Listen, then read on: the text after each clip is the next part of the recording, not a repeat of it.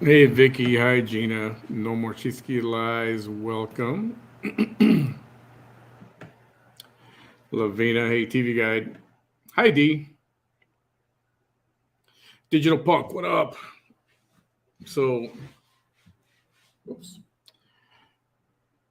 So like I said earlier, I kind of bumped into her live, but she had just started. I was not home. I couldn't stream anyway. So then I was at the doctor and all that. So I went, got that done. Did a few ran a few more errands.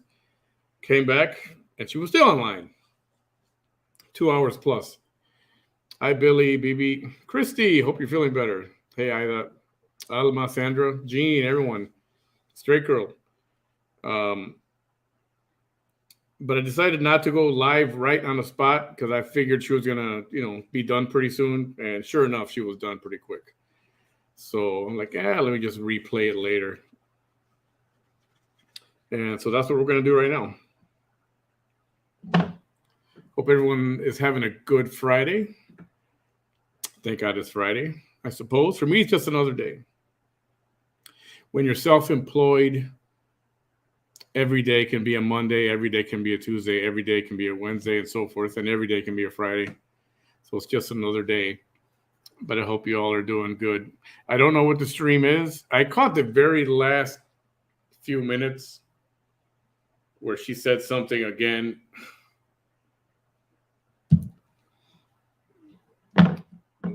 Of the racist category. Pat, you got blocked again? Oh, yeah, no surprise. That's why if you've been blocked, pick up your blocked party t-shirts. Right now they're 20% off, so pretty much it's like free shipping. So you can go to mannysmerch.com. I put a post on that a few minutes ago. Good time to pick up a shirt, by the way. So without further to do, let's go ahead and get this thing going. If you guys are okay with that. You ready? You ready? You ready? All right.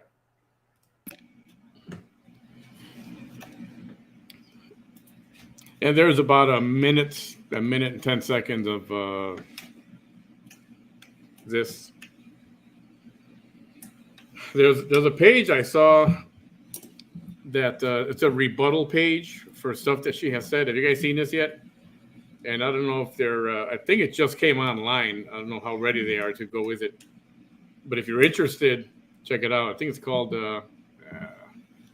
what is it called? I'll tell you what it's called. I still got some time right now. It is called, and please, yes, hit the likes and the hearts and share the page if you don't mind.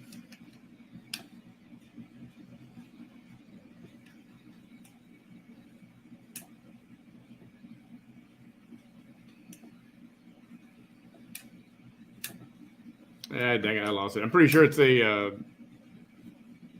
okay. rebuttal page. Hello, y'all. Vanessa rebuttal This is page. Vanessa Tejerina coming at you live here in the Rio Grande Valley, South Texas. Okay. First of all, how are y'all doing? I hope all of you are doing well. Thank you. I see you, Corpus Christi. I see you. This video is going to be all about Uvalde. Okay? Let me get situated here really quickly. Nothing negative is going to be entertained in this video at all. All right? This video has a true purpose, okay?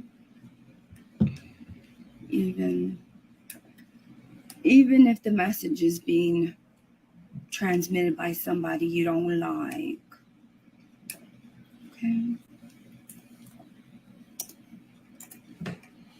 Okay. It's called the Vanessa Tejerina rebuttal page. Truth versus her claims. Check that out. Look it up. You got to join. It's a private group. But check that out. I hope they get it going. Oh, and here we go again with this crapola. 222. Hang on a second.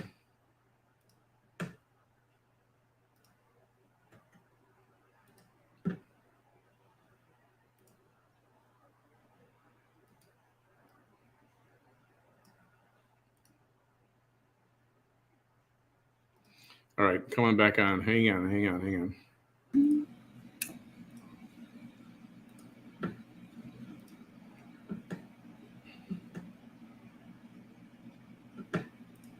I'm going to read you 3 articles. Okay. And I'm going to give you questions that I think are important. Hello, Laredo, San Antonio. I see you, Nevada. I see you. Thank you so much. Hello, San Antonio again. Kansas City. I see you. Corpus Christi. Corpus, ¿cómo están? ¿Cómo están? Hello, Miss Christina. How are you? Corpus. How are y'all? Corpus. Houston. I see you, Houston. I see y'all. Okay. All right. Here we go. Thank y'all so much. As you know, hello. This is Vanessa Tejerina coming at you live here in the Rio Grande Valley, South Texas. As you know, something has gotten my attention, and it has had my attention, and it will have my attention until certain answers are answered. And I think always in the back of our minds, South Texas will always have this. We'll always have questions, unfortunately, right?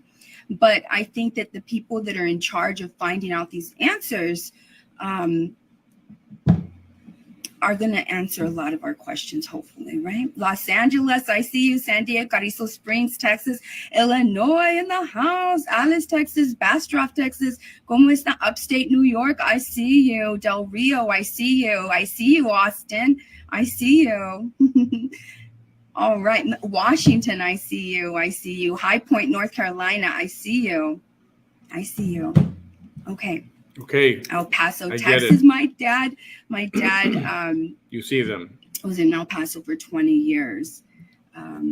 They're at Fort Bliss. Hello, Arkansas. How are you doing? Phoenix, Arizona, Pecos, Texas, Vacaville, California. ¿Cómo están? I see you. San Angelo, New Orleans. I see y'all. Did she just say Arkansas with the S at the end? Dallas, Amarillo, Orange County, New Mexico, Uvalde. Arkansas. I see you. I see you. Arkansas. Corpus. Okay, Cocoa Beach, Florida. All right, here we go. Arkansas. The tragedy, of course, is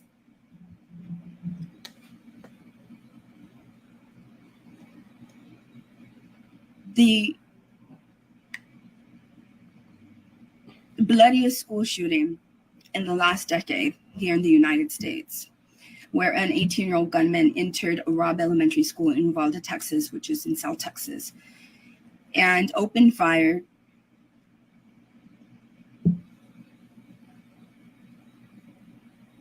killing 19 students and 2 teachers, injuring many more that are recovering right now. So I'm going to start with this one, and even though I don't, I'm not crazy about. Oh no, this publication's okay. Here we go. So a lot of the people have a lot of questions regarding Chief of Police of Uvalde Consolidated Independent School District, Arredondo. Arredondo is the one that the DPS, even every law enforcement agency has identified him as the person in command, and now he's coming forward, right? Now he's giving his explanation. Remember this man. The DPS, before I read these to you, I want to remind you that the DPS has already stated that everything that these officers did was wrong. Everything was done wrong. They did not enact post-Columbine active shooter protocol, okay? And I need to remind you one thing that people keep saying is that we need to learn from this. We learned from this. We already did. We learned from this. That's why Columbine set the precedence for how we were now going to respond to active shooter scenario. It didn't actually. But this chief of police has consistently now, in his explanations in every way, tried to take off the responsibility, implying that he was not the person that was telling everyone to stand down. Okay, these are my questions, and I'll give you the questions after I read these to you. So this article right here is called, and these articles are posted below this video. Remember, if you're not liking anything that I'm saying, then this is a person you need to be mad at. Her name is Jessica Schladebeck. Okay? Last name is spelled Schladebeck. And this is a story out of the New York Daily News, June 10th, 2022, which is today at 10:20 a.m., not that long ago, okay? The title of this is called Uvalde School Police Chief Defends Law Enforcement Response. Says, not a single officer ever hesitated amid mass shooting. Just with the title alone, I already have questions. This is why. Why is the chief of police insistent on going against what the DPS has literally already identified and stated? Why is the chief of police telling the Associated Press and claiming that not a single officer hesitated when we know that their inactions were called out as wrong? They did hesitate. Before I read the article, I want y'all to understand this, and I want the chief of police who's probably watching my videos, because I'm probably one of the loudest ones out there regarding just this.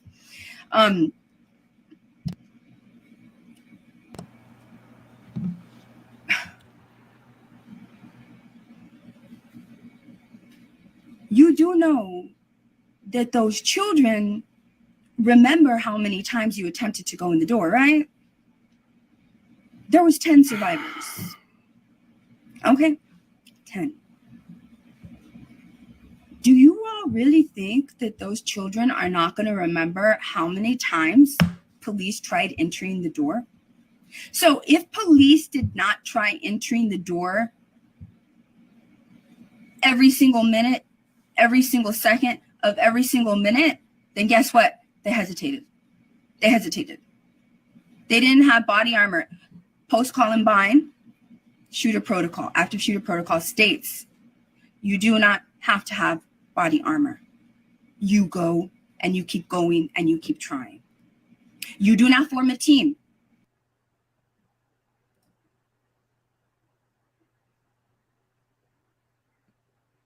Come on.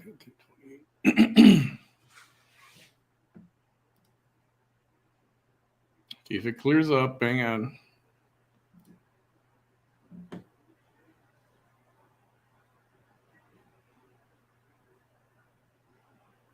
Nope, hold on.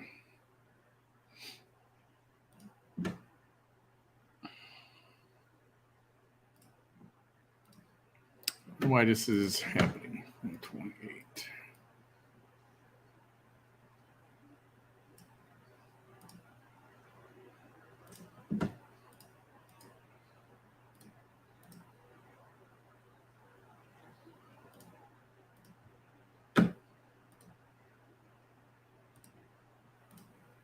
If officers consistently tried going at the door, because if officers consistently tried going at the door, those children will have heard the attempts. They would have heard a door rattle. They would have heard officers trying to break the door down, trying to kick the door down, trying to, I don't know if the door had a glass. If the door had glass, then that means that they were trying to make.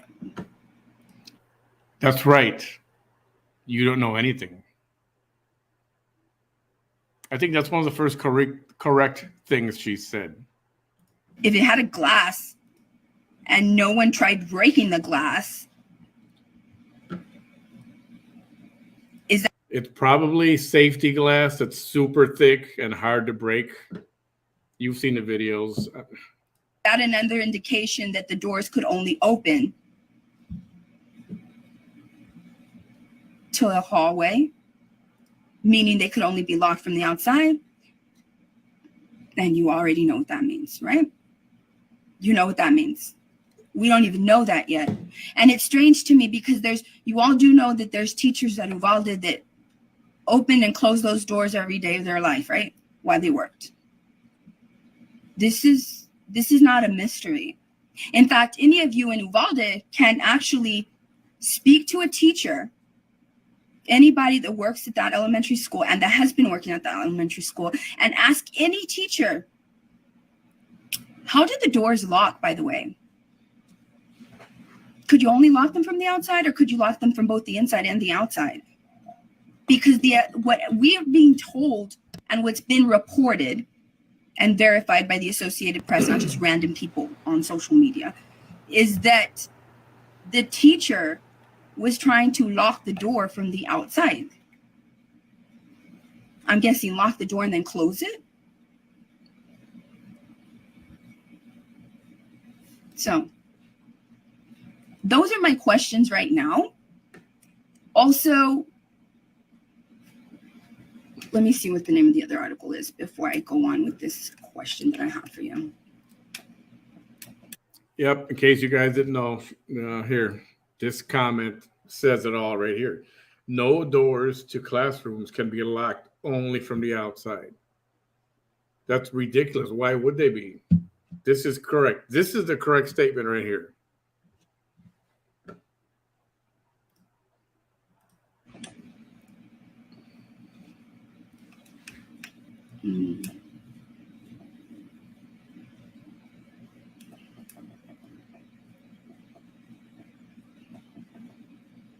Okay. So the chief of police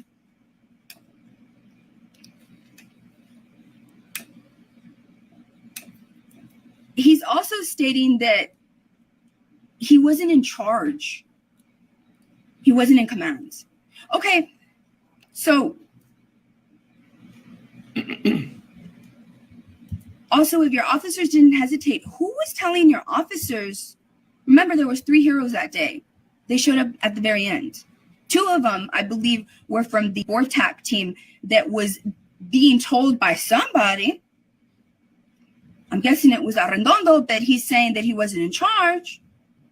So I'm guessing he's trying to say that his orders were not validated. And even if he did give the wrong orders, he wasn't the one in charge, so he shouldn't be blamed. Because somebody was telling BORTAC for 40 minutes, don't go in the school. And if you're telling me that they told BORTAC don't go into the school, that's a special SWAT team that they initially called from Del Rio. And it takes about an hour to get from Del Rio on the border of Texas and Mexico, all to get from there to Uvalde. So you're going to tell me that during that time, your officers kept trying to get into the door? I don't believe you. And if they weren't trying to get into the door, that to me equals hesitation. You hesitated either because you didn't have tactile equipment, because you didn't have a team, a special response team, or because you were too scared and you were afraid to get shot. Or because of the possibility that one of you locked the door and allowed those children to be contained, those children and teachers to be contained in that room. Nobody wants to say that. It's a possibility. No one wants to say that. The fact that not one teacher has come forward to tell us how the door's locked is really strange to me. Are the teachers being intimidated? I mean, it's just a simple question. The teachers can clearly just calm us down by saying, no, the doors can be locked from the inside or outside. But is the ugly truth that they could only be locked on the outside? Which means that if the shooter didn't lock himself inside and the teachers weren't able to, that means somebody from Arredondo's team literally locked them inside. And to some people, that would be interpreted as aiding the killing of people. Interpreted. No matter what excuse you have. I know, now I'm just picking on stuff, but that's okay. I don't care. I don't think anyone is talking about that. Okay, here we go. So let's just go right into this one, right? So who was giving the orders then for Arredondo's officers to tell the 3 heroes, stand down, even as the 3 heroes were trying to rush to the door and enter the classroom, and one of those 3 ultimately ended the life of the shooter? So if Arredondo did not give those police the orders to say, tell those heroes that are going to try to get in there to save those children, tell them to stand down. So we're going to blame the officers for taking that upon. You really think the officers are going to say, we just did it all on our own? We decided that. No commanding officer, no supervisor told us to say that. We said it on our own. I don't think so. No. And I'm wondering, if no officer hesitated, then how come the entire community of Uvalde, including the 140 officers that were outside? And if you're saying no one hesitated, that means everybody was still trying to get into that door the entire time, right? And so how come we never saw any officers try to get in through the window? Because clearly the windows could be broken. Clearly you could break the windows, because we saw children coming out and climbing out of the windows of their other classrooms. So clearly the windows could be broken. Clearly a life could have been saved if somebody would have been brave enough to break the window and try to shoot the person killing these people. It's common sense. That tells me right away that your officers did not try every access point. Because if there's an access point, if we consider an escape route for another classroom exactly the same as this one, being the window to that classroom, as we saw was demonstrated by children climbing out of the windows, then that is also considered an entry point into the classroom. If it is broken, that means you should try accessing the shooter through every entry point. But the entire community never once saw anybody get near the classroom window and even try to break it, even though windows were being broken actively as these children were being left in there and officers refused to even try to break the window, right? Because come on, you break the window, then you wait, and then you try to shoot. It's common sense.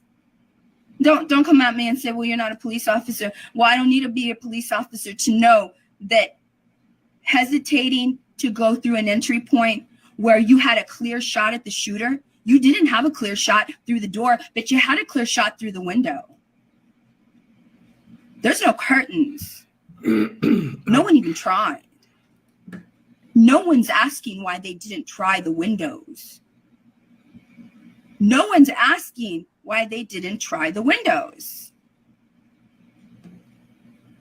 We're still going to get excuses from people apologizing and sympathizing.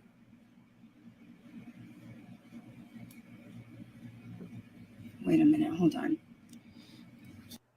How do you think this is going over with law enforcement? And not just in Uvalde, with law enforcement anywhere, anybody watching this. Somebody who knows nothing about this kind of situation, telling them what they should have done and how they should have done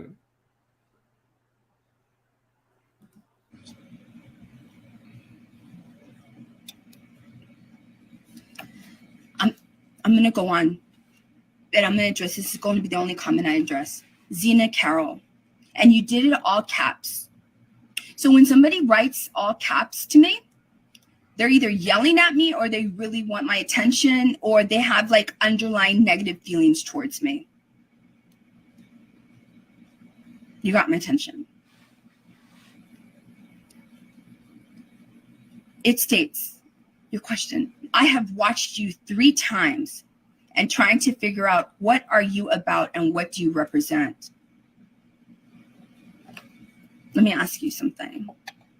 I think it's clear what I'm about. I think it's clear about, I care about things that matter. And this is my personal life page, which means sometimes I will talk about my personal life. I don't need everybody to understand. Those that understand, understand. Those that understand will understand. I don't need to explain myself. It is clear my purpose in this. It is clear. I literally am aligned in the same mentality regarding this issue with thousands, if not millions of people all across the nation regarding this issue. Me and those minds. Who do I represent? I represent my creator. I represent good, well intentions, good intentions. I represent trying to get down to finding out answers to a tragedy that didn't have to be this tragic. I don't need anybody to try to figure out. I don't represent no one but myself and my creator. That's it. I don't have to represent another person on the planet, not a group. No, I do this on my own. And because I do it on my own, with my face, with my voice, without financial backing, without the need of a group or a name or fancy anything, should go to show you that me on my own am stronger than most entities in getting the message across in the most meaningful way and the most effective way. Alrighty. So why would anybody have to represent anything other than themselves? So is the issue you or me? Have you ever thought that your comprehension might be the problem? Have you ever thought this person may be so other different level that I have never seen before. So I will probably never understand them. And so then the problem is not me. The problem is that you've never had this experience before. You've never experienced a person like me. She just called a lot of you guys dumbasses. That's what she just did right now. She's far superior to anyone's intellect. And if you can't get her, then you're a peon, nobody, idiot. Yep.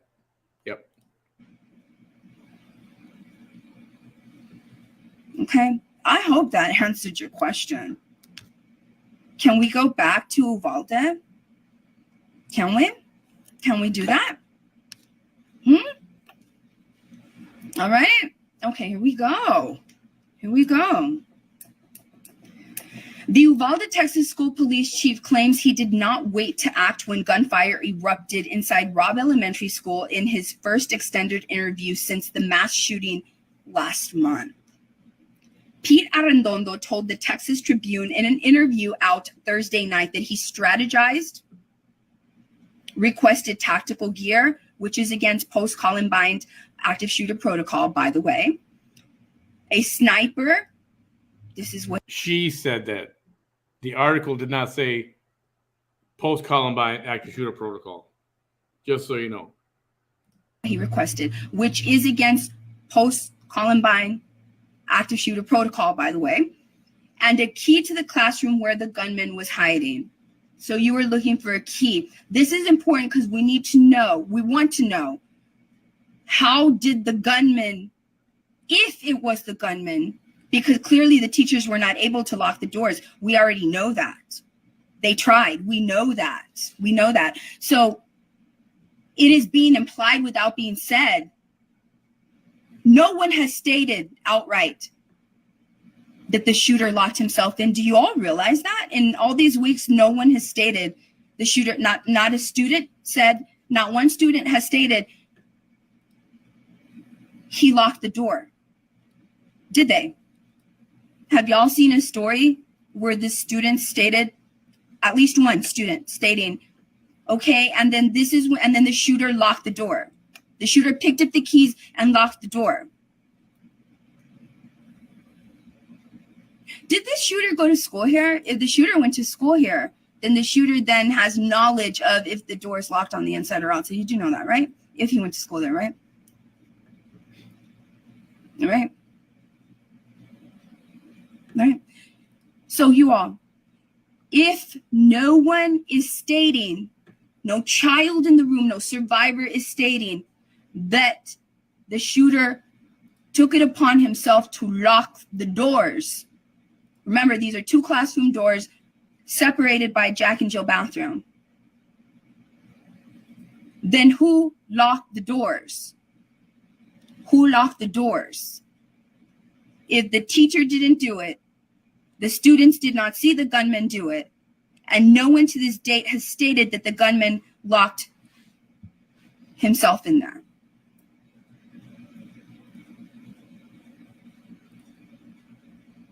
Rose Ahumada states, the shooter could have told a child to go and lock the door. Really? You don't think we would have already heard that? That's why I literally just stated, has anyone seen a story where a student has stated the shooter asked another student to lock the door?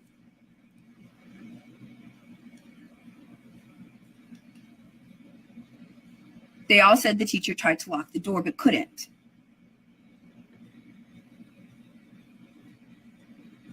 Zena, you can leave. I'm going to leave your comments there so people can see what I'm dealing with when I do these videos. That's the only reason, not because you're a voice of reason and logic. So, who locked the door? Who locked the door? No one wants to answer who locked the door. Because in my mind, if the students didn't lock the door, if the teachers didn't lock the door, if we know that the shooter didn't lock the door, just by deduction of those possibilities, it reduces the possible answers to one scenario and one scenario only. By saying that they did not have a key to the classroom, they are saying without saying that somebody else other than them locked the classroom door, first of all. Two, by saying that they were trying to find a key to the classroom, they are stating that we didn't have any keys, so we were not able to lock the door. Even though it looks like, with the information that's already out there, the only possible scenario is that someone other than the shooter, other than the students, and other than the teachers locked the doors. Stephanie Kuntz says, most rural schools lock from the outside. Our school does.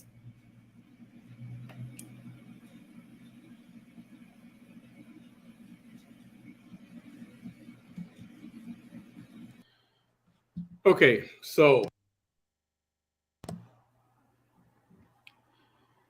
I'm just going to read you this timeline one more time.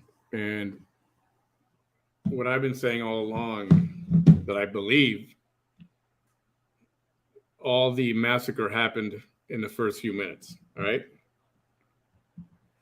This is the timeline real quick. He enters the school at 11:33. All right, 11:33. The next item on the timeline is he shoots 100 rounds into 2 classrooms at 11:33. So he went in, got into the classroom, and 100 rounds are fired right off the bat.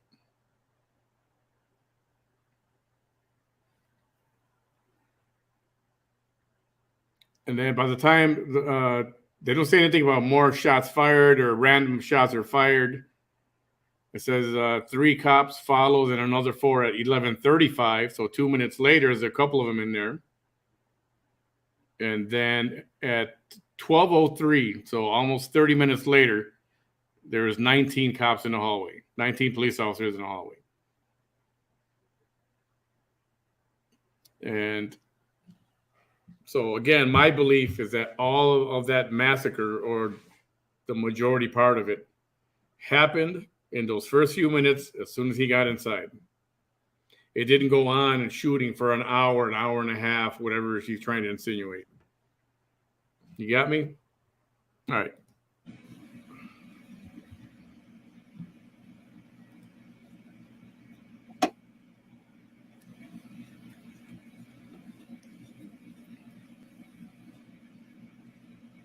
My condolences to you, Jana and Dora Martinez. Says, coming from me, an uncle that carried my niece's casket, and we, the family, still grieving. You speak what you feel. We all have that freedom. Be the voice of voiceless. Thank you.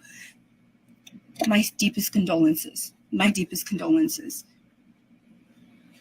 These are questions you have no idea. Yes, I promise you that everything regarding this issue, I have spoken about the mom that is a hero.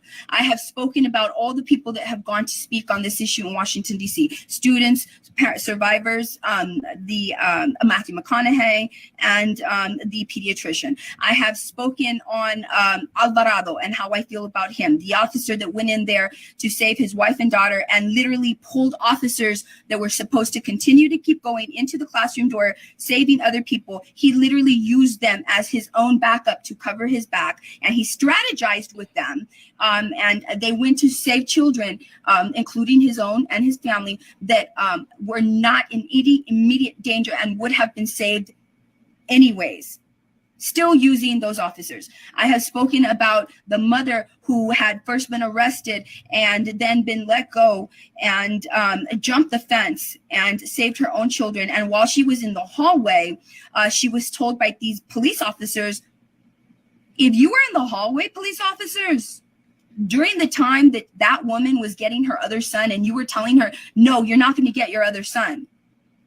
That, to me, that's Why are you there when you should have been trying to get into the classroom? You had no business in the hallway, because to me, that is hesitation. Do not tell me, oh, we had to deviate and divert our duties to now telling parents being hall monitors. Your job was to keep getting into that classroom. Keep getting into that classroom. And whatever you say you did, ushered other students out of the building, whatever it is that you say that you did, that is not what you were supposed to be doing, which is going into that classroom. Period. Getting into that window. Trying to shoot through that window.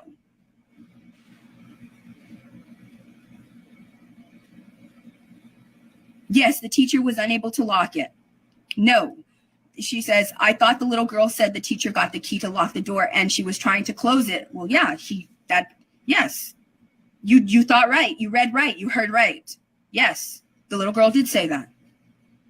Which means that ultimately the teacher was not able to lock the door.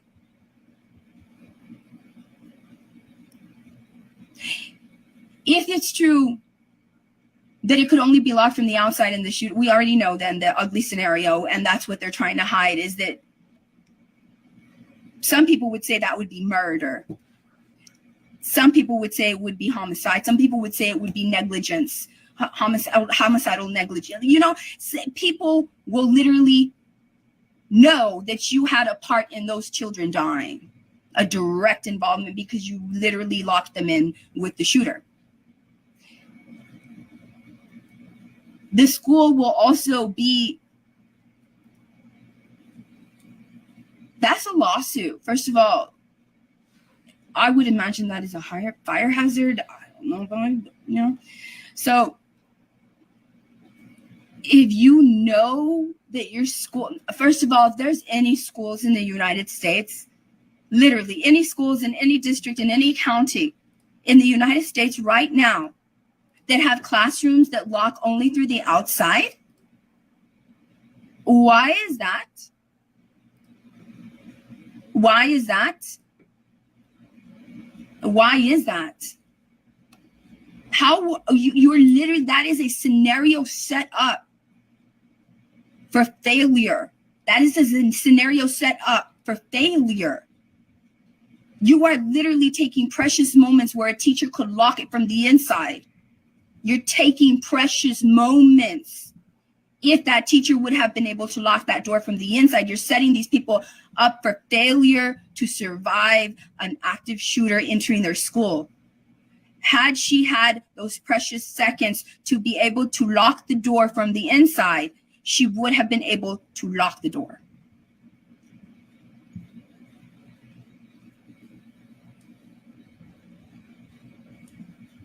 Look, my kid's school locks from the outside. If those doors were made to automatically lock, we're not going to allow any misinformation. Y'all be careful. I hate to say this, but be careful what you hear and what you read on these comments. We have somebody saying, and I cannot do that. We do not know. All we know right now for certain is that the door needed to be locked physically with the key something. The teacher was attempting to do that. She couldn't do it. We do not know about the locking mechanism.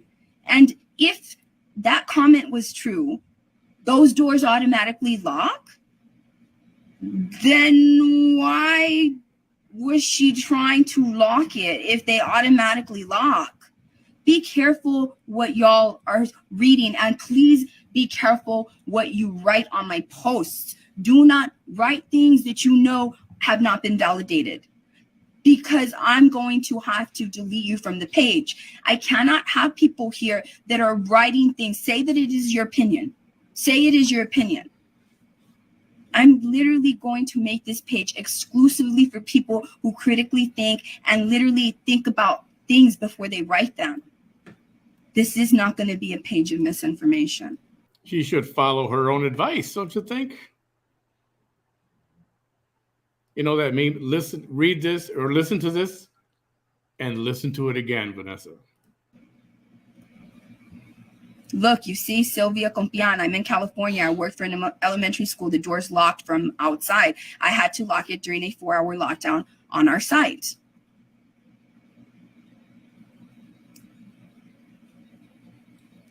The entry door mechanism malfunctioned, Mary Scarduzio.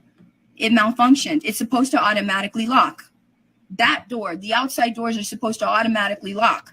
The DPS made an investigation whenever these police tried to blame that teacher for leaving the door open, absolving them from any other further responsibility. Are you kidding me? And then it was found out by, thank goodness, that there was video surveillance that proved that the teacher did not do what these police officers were accusing her of doing, which she did lock. She did close that door, and the outside entry doors are supposed to lock automatically. That one malfunctioned. The DPS confirmed this.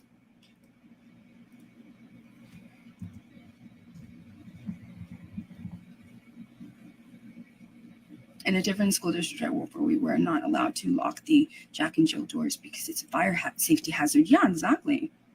Exactly. All right, here we go, you guys. It's amazing to me that not Dateline, not NBC, not ABC, not 2020, nobody, no reporter, no one. And do you know how many reporters have covered this story? And now one reporter is asking who locked the door. Who locked the door? If it wasn't the students, if it wasn't the teachers, if it wasn't the shooter, then it was none other than the police themselves. That is the ugliest scenario. If that were to be the scenario, that would explain all of their moves, all of them. It would explain everything. Everything.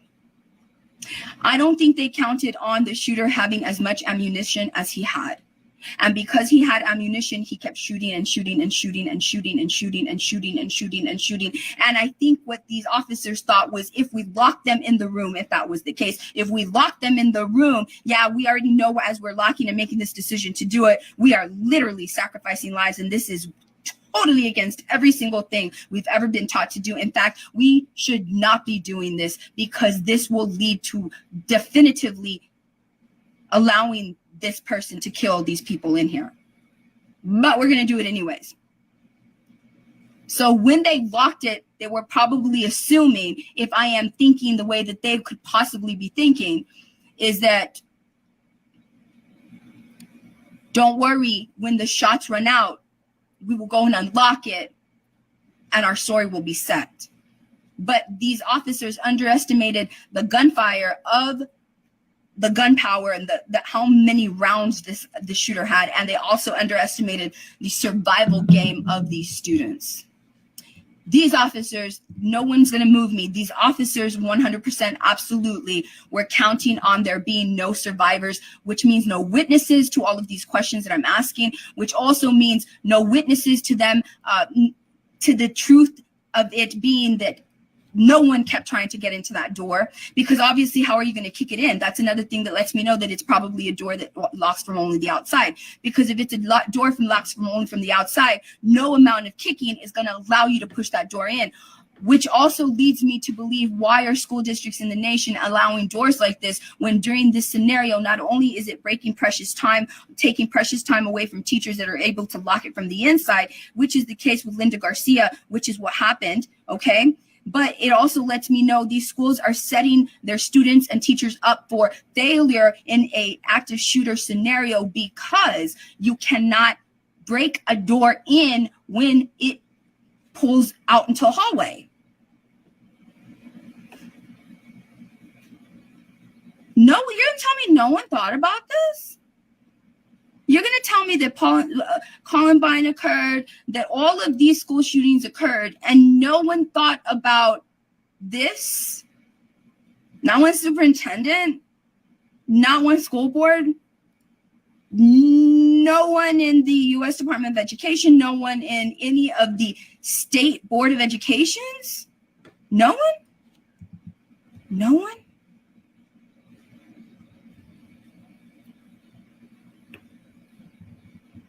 This is crazy. So This is what I'm talking about.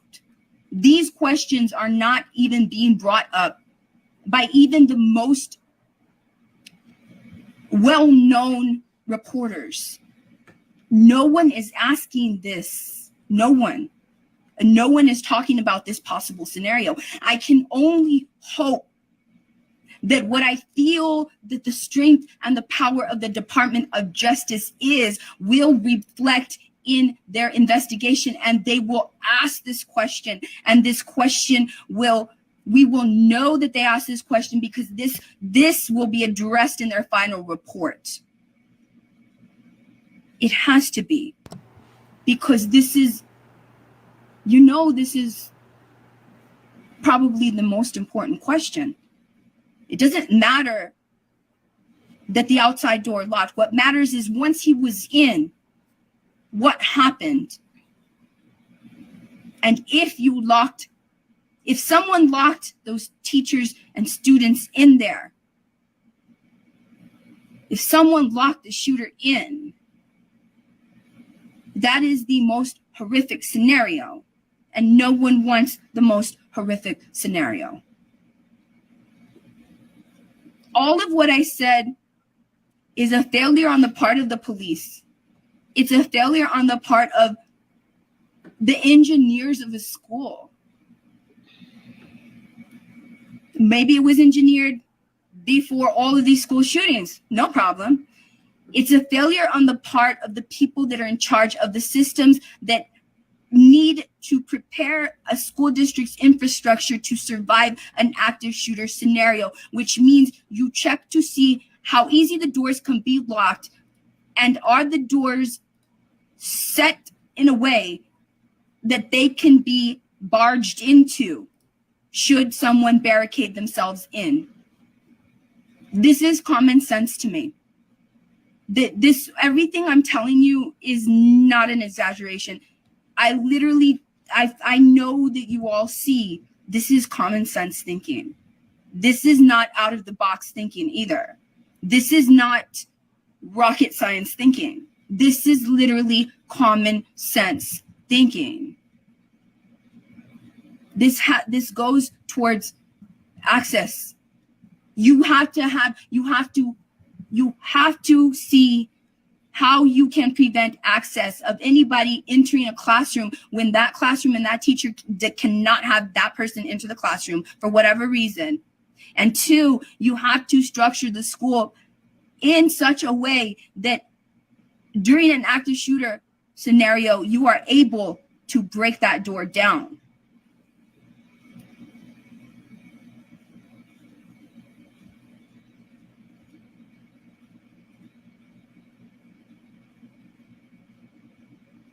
Okay, here we go.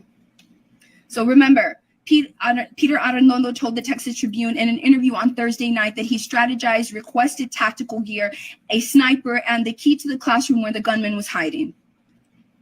Wow, I don't believe, no.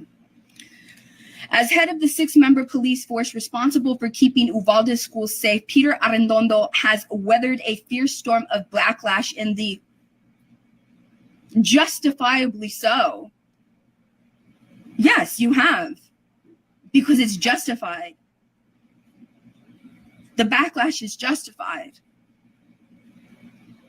Wow. Peter Arredondo has weathered a fierce storm of backlash in the weeks following the May 24th massacre. Critics have taken issue with his decision against immediately engaging with the shooter, 18-year-old Salvador. I'm not even going to say his name. Have you noticed I haven't been saying his name? Who stormed the school and then barricaded himself inside of a classroom. Arredondo was one of the first officers outside the door, which he said was reinforced with a strong steel jamb designed to keep an attacker on the outside from forcing their way in. Did you hear that? Did you hear that? Did you hear that? I'm going to repeat it. The door was reinforced with a strong steel jamb designed to keep an attacker on the outside from forcing their way in. In other words, the frame of the door was steel, and it is the way that I'm telling you it is. So when you create that, though, You create a situation. Who thought of this engineering? You create a situation, and that's because we have two protocols post-Columbine. You have the active shooter protocol and you have the barricaded subject.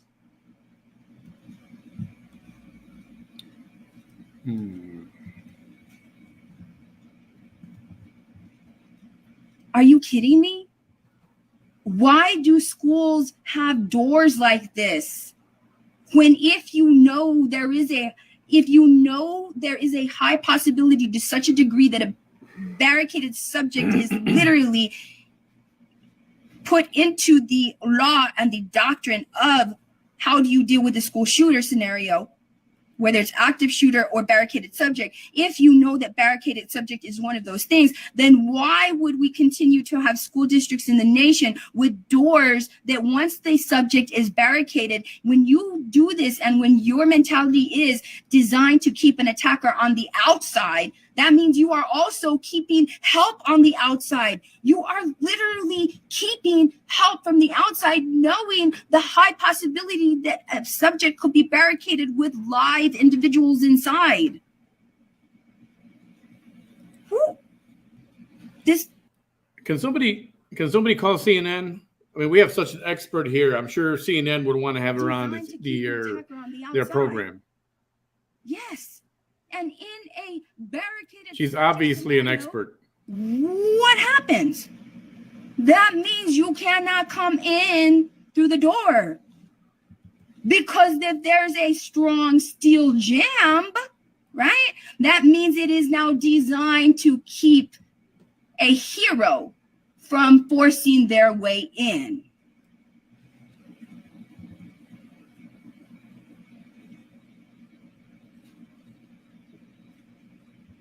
Yeah. And when you have police that do not have the critical thinking skills, the bravery,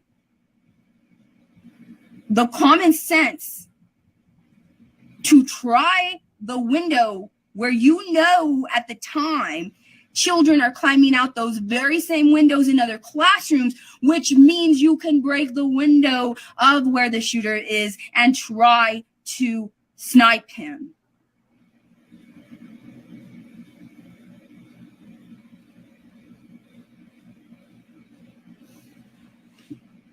It prevented authorities from immediately busting it down, he said, so he tried key after key.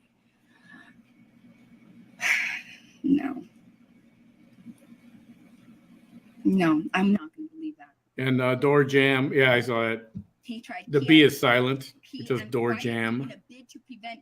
Door jam, not door jamba.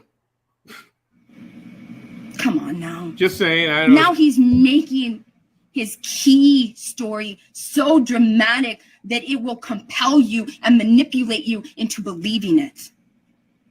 No. None of your key story. While you were there searching for keys, you could have made the same effort getting through the window, breaking the window. Who broke the windows of the students in the classrooms that climbed out the window? In the same way, those people made effort to go out. You could have made effort to go in through the window. This doesn't make any sense to me. And I shouldn't, and us in America shouldn't be trying to make sense of things that literally these people should have been thinking about themselves.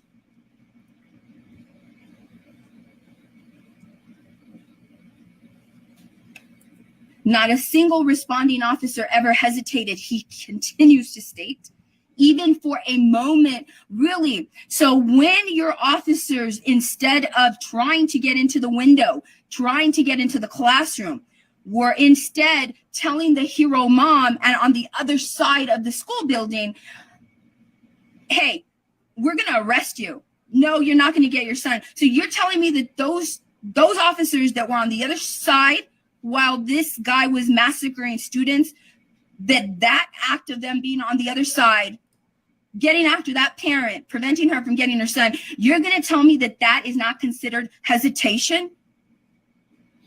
He had no business, your officers had no business being anywhere other than trying to get into the windows and that door. Period. Your officers hesitated. Your officers hesitated. If they spent any time, if your officers, the ones that strategize with Officer Abelardo, because this is true. Officer Abelardo is Alvarado, is the one that is being given.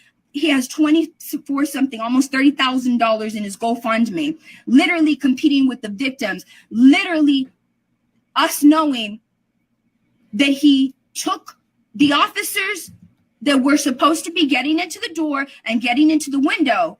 He got there and he formed a plan with them. Why are they forming a plan with him instead of staying and trying to get into the door and trying to get into the window? And then they covered his back while he went to go look for his wife and his child. So why were they covering the back of Officer Alvarado when what they were supposed to be doing was getting into the door and getting into the window?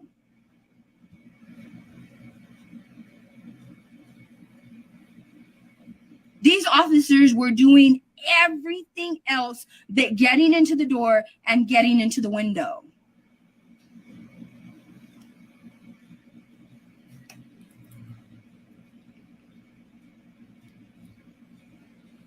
Wow. Not a single responding officer ever hesitated even for a moment to put themselves at risk to save the children, he told the Texas Tribune. I don't believe any of that because of everything I just stated. We, quote, we responded to the information that we had and had to adjust to whatever we faced, Arredondo added. Our objective was to save as many lives as we could. Lie, lie, lie. Lie. Wow. When you tell me that your objective was to save as many lives as you could, those lives that you saved were going to be saved regardless because you knew that the only threat to life was contained in a room that you could not get into. The lives that you needed to save were not the lives that we all know for certain were going to be saved and were actively being taken through a doorway or window. They were being saved. Your officers had no business leaving the door or not going at the window.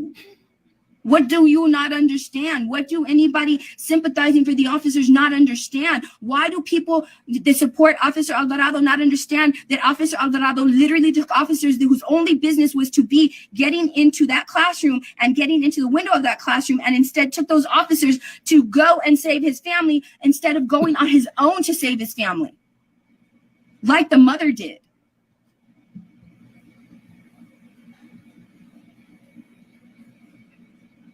No, they should not have divided the team. The team should have never been divided. They should have been divided between half the team should have been trying to get into the door and half the other team should have been getting into the window. No one is going to give me a scenario that is better than the one that I'm saying I'm sorry. No one is going to tell me that. No one. There is not too many possible scenarios, but the ones that I'm saying. And literally, there's no one that can tell me because of the established rules in place for an active shooter, which he knows we know he was, and with the screams coming out of the classroom, we know that there was children in there that were alive. With the 911 calls, we know that there was children in there alive. Okay, so these people are lying when they're saying that they were dealing with a barricaded shooter. We know is a lie. We know is a lie. They was not a barricaded subject. We know it was a lie because the DPS confirmed that it was not a barricaded subject. There was people alive in that room. So no one on the planet is going to tell me that there was any other scenario that what should have been done other than these officers 100% of their time dedicating trying to get into the window, accessing the window, and accessing the doors. Period. That's it. These officers should only focus on the 2 entry points from the hallway into both classrooms and the windows to those classrooms, and that's it. That's it. Not evacuating anyone else. That's it. That's it. There's nothing else. Nothing. Literally, that's it. Okay, so based on the timeline that I showed you guys, I don't think it matters. I think had there been shots fired continuously while these guys are there, I'd like to think it'd be a different story, as to whether or not they would have breached and tried to get in a little harder and even go from the window. But after reading you that timeline and how many rounds he fired, which is over 100 in that first 2 minutes, I think that's, the damage was done. Could people have been saved, by first responders possibly? Who knows? We'll never know that. So again, I don't think this hour and a half. Oh, they let an hour pass before. I don't think that would have made a difference. I think the damage was done in the first 2 or 3 minutes since he got in. My opinion. I'm not an expert. I'm not a tactical expert. Don't claim to be one. It's that simple. It is that simple. It is that simple. Oh, I'm not babbling, honey. I'm not babbling. I'm not babbling. Miss Tracy Skloss. So she's babbling. She's going off. Let me ask you something. I need to let you know, I've been doing this for 7 years. 5 miles a minute. 7 years. One of the things that people try to do to make people not listen to the words that are coming out of my mouth and to try to think that my logic is something that shouldn't be heard is every version of which your comment is one of a version of blah, blah, blah. That's what your comment is. Your comment is a version of blah, blah, blah. So when somebody comes over here doing something so important like this, right, and states blah, blah, blah, what you're trying to do is you're trying to divert attention from very needed information. You do not like that I'm making sense. You do not like that perhaps my ideas are oppositional to your own. You do not maybe like me. Whatever it is, you do not want. You guys notice when she's going off like this, she doesn't look at the camera. She's like, people to pay attention to my words. You're the problem. You are part of the problem. You're part of the problem. You're part of the problem. I wonder if you're raising children that go to school with the rest of our children in the United States. That's an issue.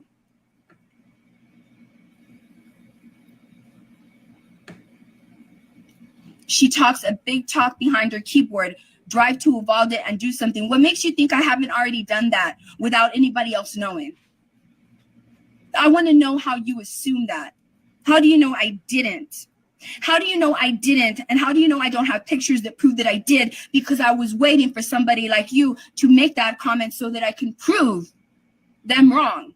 And I really just held on to it because knowing, having done this for 7 years, knowing the possibility of somebody saying that, and knowing that when I prove them wrong, and waiting to post those pictures or those videos will speak so much stronger when done after a comment like that.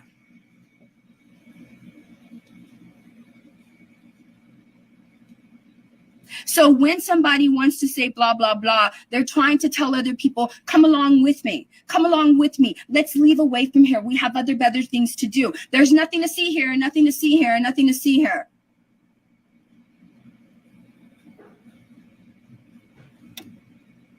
You can leave. You can leave. Okay? You can leave.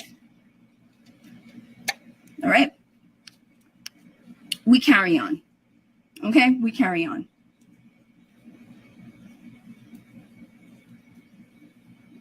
I'm not saying that I did or that I didn't. At this point, I'm holding back the information of me going to Uvalde or not. I'm holding on to that because I want more people to become inappropriate. Because in the event that I need to prove that, it will be so much more impactful when I make that post. And it will hit so much harder.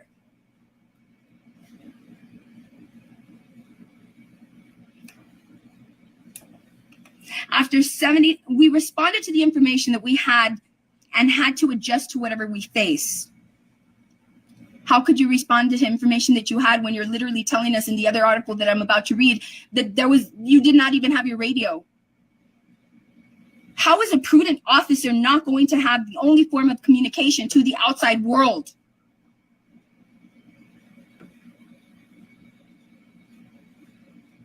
Literally, that is an officer's only communication to central, only communication to first responders, only communication to backup, only communication. You're literally in another article, literally trying to legitimize your choice to not have your radio, which I think you're lying. I think you're only saying you didn't have the radio so that you will say that you did not hear the radio traffic that other people heard, that there is clearly you could not have missed if you had your radio.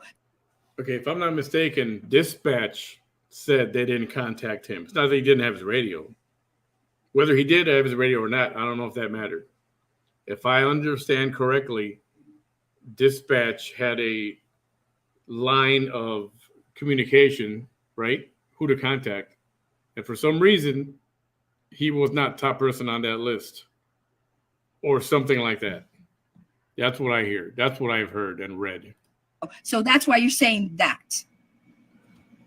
I believe you had your radio the entire time.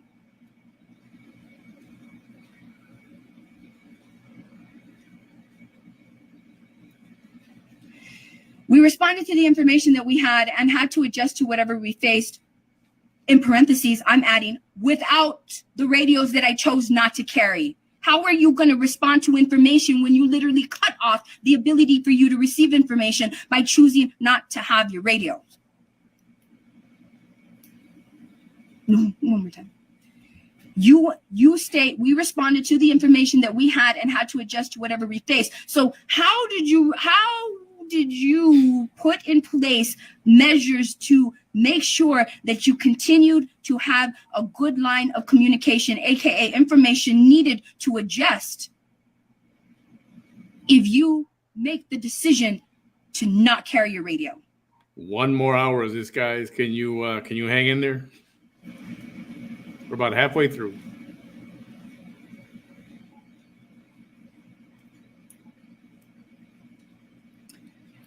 Our objective, he says, was to save as many lives as we could.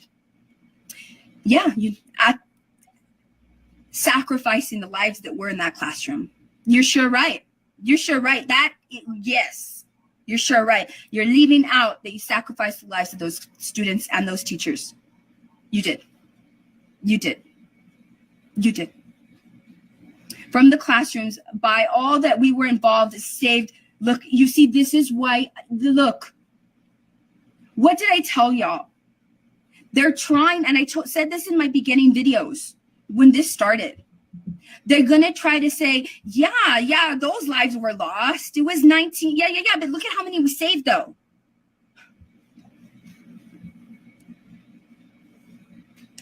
Yeah. No, that's exactly what they're saying. No, I'm not kidding. Yeah, I'm not kidding you. That's my move. Don't copy my move. At this point, I want to apologize to the survivors, the family members, anybody that lost a child. I cannot believe the words that are coming out of this man's mouth. I am so sorry. I am so sorry that he is glorifying the amount of lives he saved, literally glossing over how they sacrificed those. Not you telling me. You're literally trying to explain to the world that those 500 lives meant more than the 19 lives that were lost in there, the potential lives that could have been lost, and the lives of the two teachers, the 19 students, the students injured, and the teachers. You're going to tell me that their lives meant enough to be sacrificed or meant less than the 500 you saved?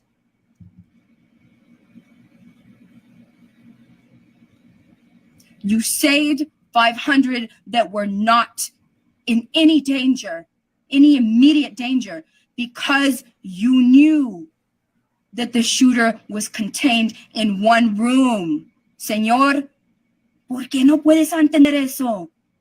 Sabías que no se podía salir. Sabías muy bien que no se podía salir. ¿Cómo vas a decir que salvaste sin decir lo demás?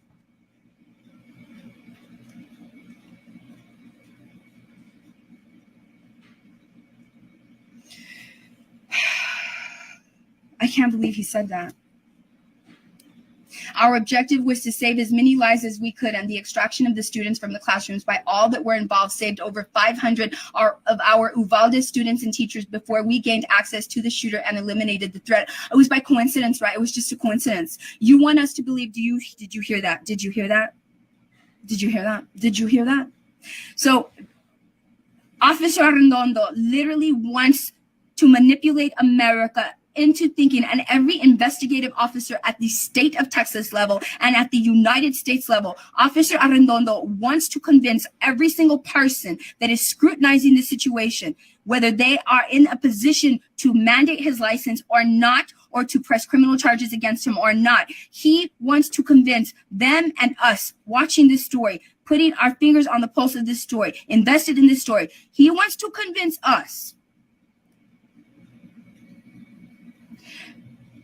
that at the same time, coincidentally, that at the same time, it was just by coincidence, that at the same time, they evacuated those humans. That's when they just happened to be able to get in the classroom. No, you locked them in there. You went to go do what you did not have to do. You failed to do what you had to do. And then when you finished doing what you didn't have to do, you came back and pretended that now you can gain entry. That's what happened. That's why you let people outside. You did not want people inside, because you didn't want them to see that that is exactly what happened, that nobody was trying, that while you were out there doing what you were not supposed to be doing, you failed to keep other officers doing what they were supposed to be doing. That's why you didn't want nobody into the school. That's why you kept Bortak out, because you were not finished saving the lives of the other students, and you wanted to be able to say, I saved this many lives, so please disregard the fact that we may have locked those people in there.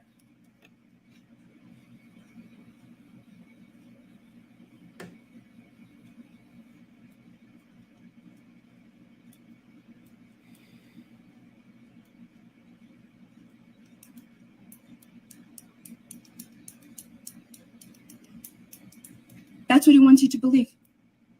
No. No. You made the decision to lock the shooter in there. It was so much easier for you to lock the shooter in there than to risk, and you want to say that you wanted to, you did that for self-preservation. You did that for self-preservation. And you are veiling your efforts to do that. You are veiling it as heroic efforts saving everybody else. No, you did not want to deal with the gunfire that he had in there. Point blank, period. You locked them in there. You locked them in there, and you went. You did not try to get in the door the entire time that you were there, because we will tell that there was times between the bullets that you can hear if somebody's gaining access to the door. And students are going to be able to say, we did not hear them trying to get in the door the whole time, which is what's supposed to happen. So you're telling me, you want us to believe that the whole time that you, the whole 77 minutes, you constantly had an officer trying to get into that door? I don't believe that. I don't believe it. No. No. How dare you? You had 140 officers at the fence. What you should have done was you should have said, hey, guys that showed up for backup and left their posts because you showed up here, we really don't need you at the fence. We need you in here. We really don't need you at the fence. We need you in here. I need my officers to keep going at that doors, both doors and the windows. I need my officers at both doors and both windows. And you 140 officers, I need you to evacuate the 500 teachers and students, because we cannot stop getting into these doors. We cannot stop trying these keys.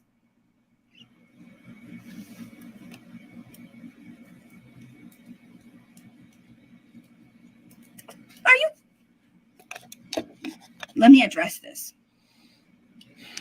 Jan Tomancini Frazier, you may be opening up. Let me add some words to your comments. With your opinion, Vanessa, you may be opening yourself up to a defamation of character lawsuit. This is my opinion. This is protected speech. See what she did there? She won't read the comment without adding blah, blah, blah, my opinion or whatever. She just did not read that comment alone. I wonder if that comment's still there, or did she probably block the lady? Nowhere did I say. As soon as she saw that she could legally get in trouble, she said, oh, I better add this. I have proof that this is what happened. She's got proof? I have the strongest opinion, and it bothers you. You got proof? An opinion cannot be challenged in a court of law for defamation unless you claim that that is the truth other than your opinion and that you can. You are claiming all this stuff happened. Screenshot moment.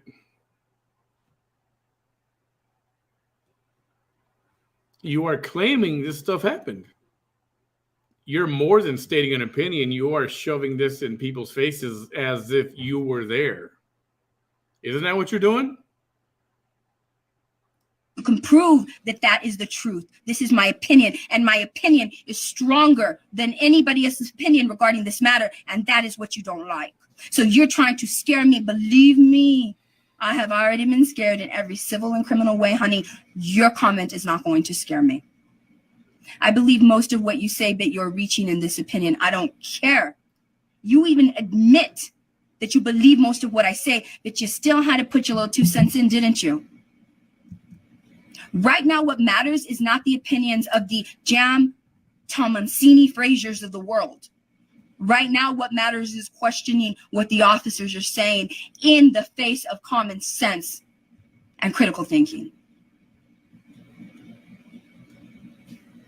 Do you understand now how ineffective and how powerless your comments are?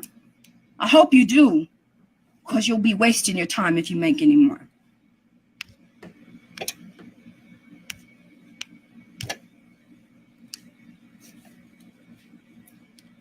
All right, here we go. Back to my strong opinion, okay? I'll be waiting for Officer Rendondo to slap me with a lawsuit for my First Amendment rights.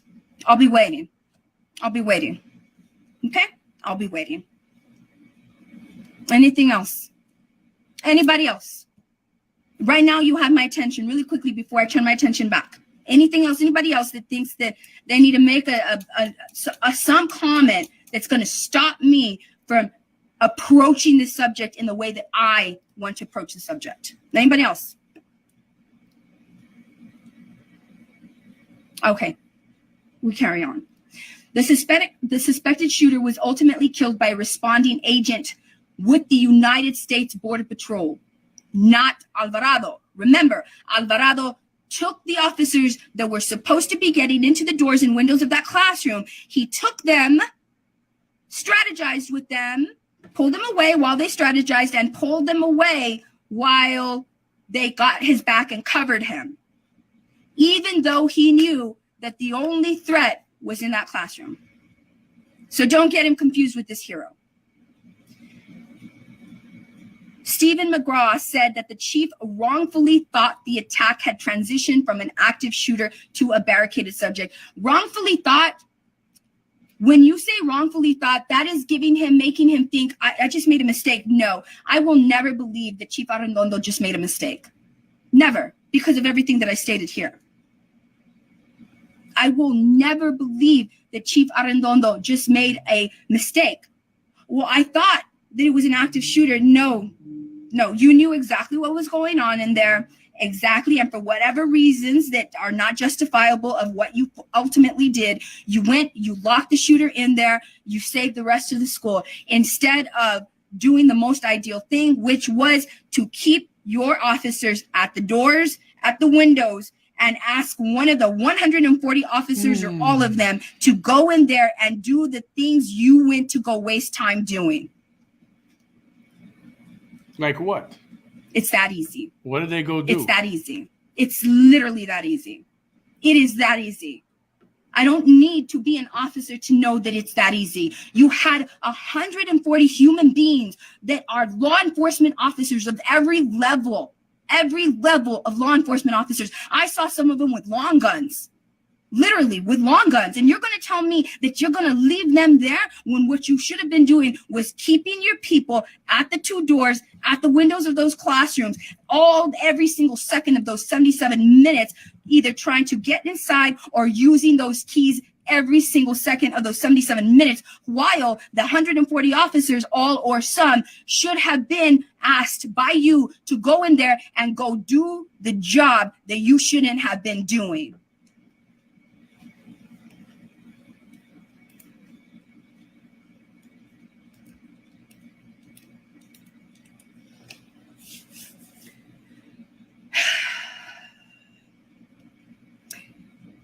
What do you mean?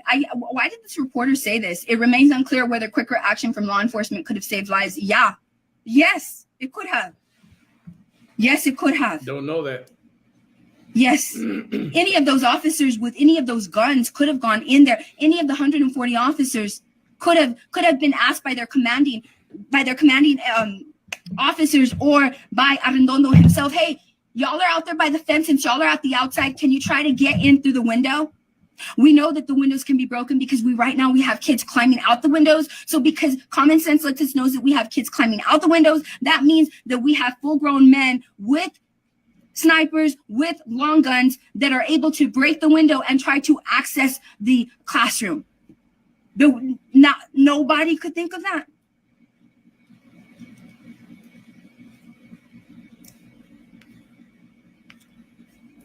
Okay. So, sure, I would. It's been attempted by others, but she will refuse. Any kind of opposition to what she has to say or she has to think or she has her opinion, if you think differently, she will not debate you. She talks about this on a phone, talking to an inanimate object because it won't talk back to her. That's why she goes on for 2 hours and spews her opinion. But she's been confronted before, invited to have a discussion. She will not. Okay. Chief Arredondo wrongfully thought the attack had transitioned from an active shooter to a barricaded subject. Arredondo, who he called the incident commander, believed that there was no longer a threat to students, even though, once again, Arredondo is maintaining that it was a barricaded subject, even though screams in those 77 minutes could be heard at the streets. Arredondo wants you to believe that from the inside of the building, you could not hear the screams. You did not know. You see, you can tell us and lie to us all you want that you didn't have your radio, which means that you did not hear the traffic from 911, that's why you're saying you didn't have your radio. There's a thing, so many people in my life have lied to me. I've become an expert at detecting lies. That's why I can see the lies here. It's so blatant. The lies are so blatant. To me, the lies are so blatant. To somebody that can detect deceit the way a dog can sense fear, it is so obvious the lie here. He wants you and the whole world to believe, this chief, that he did not have his radio for whatever inappropriate reason, and that he did not hear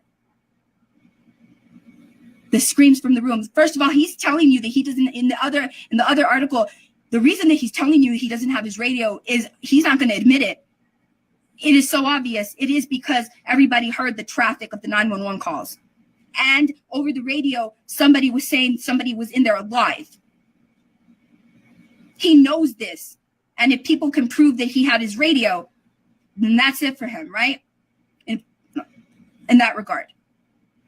So now he's trying to say, well, I didn't know somebody was alive in there. But at the same time that he's telling you that he didn't have his radio to know that the 911 traffic, so he didn't know that somebody was in there alive, he wants you to believe that even though he was inside the school where you could clearly hear screams from the street, he wants you to believe that him and his officers heard no screams. No, this is true. This is not an exaggeration. Nothing happened to my video. Nothing at all. Quit trying to come over here and trying to distract me, telling me that something happened to my video. If something happened to my video, more than one person would be saying something right now.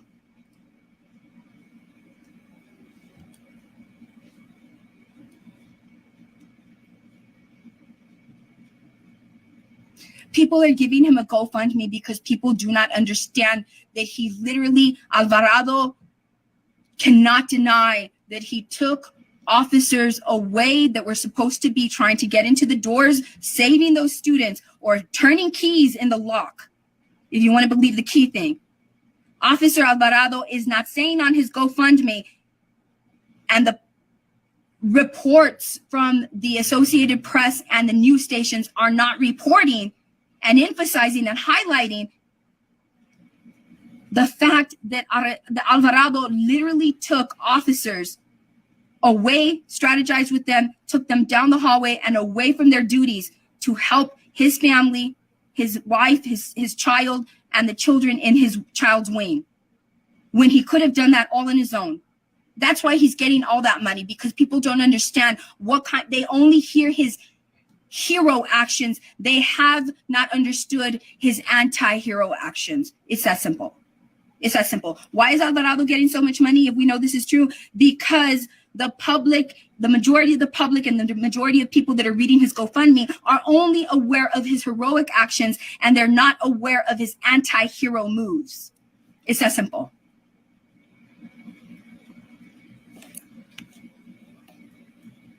Okay, we go on.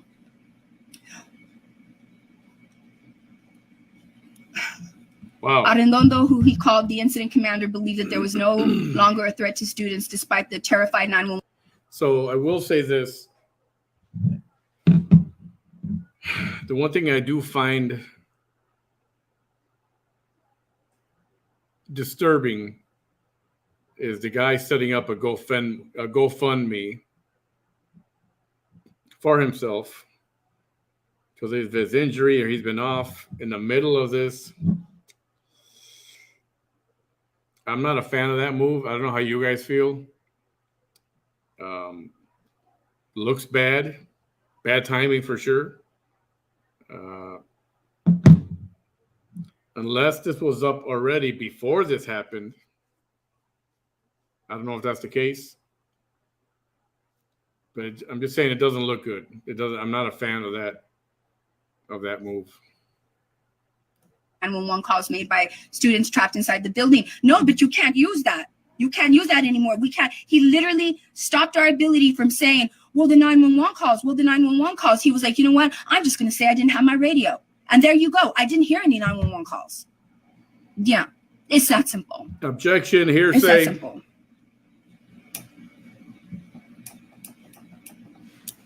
The police chief said he was unaware of the calls for help because he was without his radio at the time. What did I say? What did I say? He believed the pair of devices he carried, one of them with a large whip-like antenna, would only slow him down in his dash towards danger. Sir, do you not know how much you weigh? Have you not seen pictures of yourself? Are you literally wanting the world to believe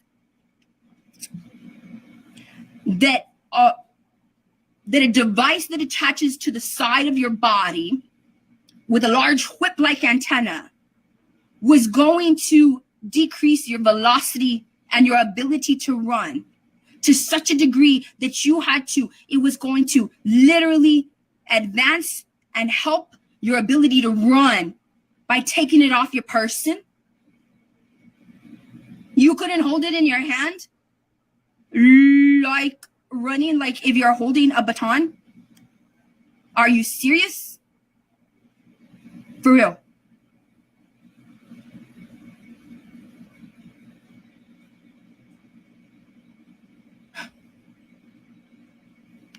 Okay, let's go on. would only slow him down in his dash towards danger. So you don't run very fast. I do not need to know anything about you. I only need to see a picture to know that your ability to move is not going to be significantly enhanced by removing your radio.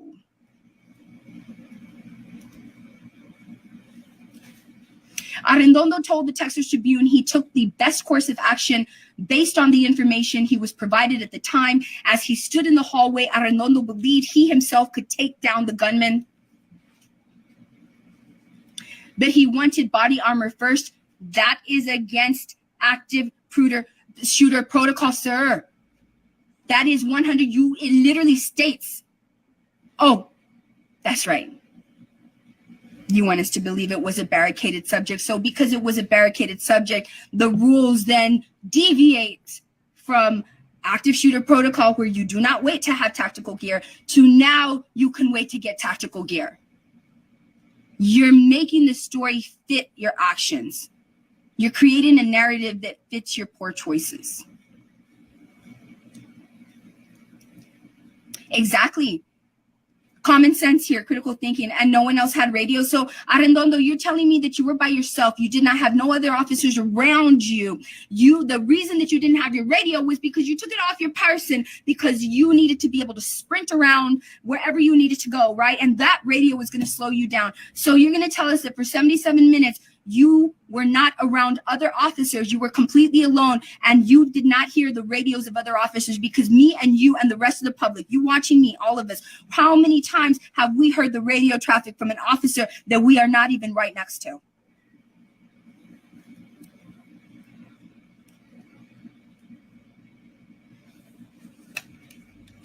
Arredondo told the Texas Tribune, okay, he took the best course of action on the information he was provided at the time. As he stood in the hallway, Arredondo believed he himself could take down the gunman, but he wanted body armor first, given the suspect was armed with an AR-15. The only thing that was important to me at the time, he says, was to save as many teachers and students as possible. What did I say? He's not going to get off of that. He wants everybody to focus on the 500 teachers and students he saved, instead of focusing on the countless numbers of students who were injured, who he sacrificed, the 19 students or plus that have died or may die, and the 2 teachers that passed away. Who he injured, who he sacrificed. Man, if this is not slander, opinion or not, you're stating it. And you keep stating it over and over and over and over and over again. So, any attorneys in the house? Does this qualify as slander? I mean, she's been on it for a couple of weeks already. He wants you to not focus on those lives and only focus on the 500 that he saved, that did not need to be saved by him, that could easily, his ass should have been, if anybody, his ass should have been at one of the 2 doors and the windows. He had no business. You get your subordinates to evacuate everybody. That's what you do. That's what you do. You don't evacuate them yourself. You don't do that. You had 140 officers out there, and you could have asked at least one of those 140, if not all 140, and they would have evacuated way faster than 77 minutes. You had no business other than being at the doors trying the keys or at the windows accessing the windows. Period. No one's going to change me for that. From that, no one is going to change me from that. Who are you, Carol Cornig? Who are you? Are you judging me? I'm not even. No. Let's go on. I don't even care. His lawyer, George Hyde, maintains that his client. Oh, he lawyered up. Okay. You lawyered up? Okay. What does that tell us? Okay. Armed with decades of law enforcement experience, was quick to run towards danger. George Hyde, you're a lawyer, right? You're a lawyer for this man. So his lawyer, George Hyde, maintains that his client, armed with decades of law enforcement experience, was quick to run towards a danger. Physically, he was not. Physically, he was not. He knew every morning that he woke up that he was not in the physical capacity to be able to run as fast as he needed to run. You cannot tell me that So again, she knows everything about everyone and about what people think as soon as they wake up in the morning. She knows it all. You know how fascinating this person is? She knows it all. She knows everything. Everything. Every morning that Arredondo woke up, he did not realize that he would not be able to function in a way physically that would maximize the effectiveness of his moves during such a situation. Neither your law degree nor Arredondo's voice is going to convince me that your client was quick to run towards danger when obviously everything that he has stated and everything that has been presented to us, to the public by the news and by the Texas DPS lets us know that he is not quick to run towards danger. In fact, it is the opposite. He is quick to run away from danger, because if your client was quick to run towards danger, he would have never left the two doors that contained the danger and the windows that contained the danger. And instead, he would have other officers run in the direction where he ran that was away from the danger. He would have had other officers run away from the danger while he stayed facing the danger. You're lying about your client, Mr. Hyde. It's not that someone said stand down, Hyde said, the lawyer. It was, right now we can't get in until we get the tools. So we're going to do what we can do to save lives. And what was that? It was to evacuate the students and the parents. Oh, you know, I hadn't read this article, right? You know that just like 15 minutes ago, I literally stated that was their rationale. So Mr. Hyde and his client wants us to believe, lawyer Hyde and his client, attorney Hyde and his client want us, the public, to believe. Nobody told people to, well, then why didn't you let Bortak in? Mr. Hyde, why didn't your client allow Bortak to come into the building? Mr. Hyde, why did your client not instruct Bortak to try to access the windows? At the very least. Why didn't your client ask the special SWAT team that is literally trained for these scenarios to access the windows? Why? So, Attorney Hyde for Chief Arredondo, along with his client, wants all of us to believe that we didn't have the right tools, which means you couldn't get into the door, which means you should have had an officer every single second of every 77 minutes trying to get into the door because they kept trying keys. The truth is, your client did not try any keys because they going to go save lives was what they chose to do.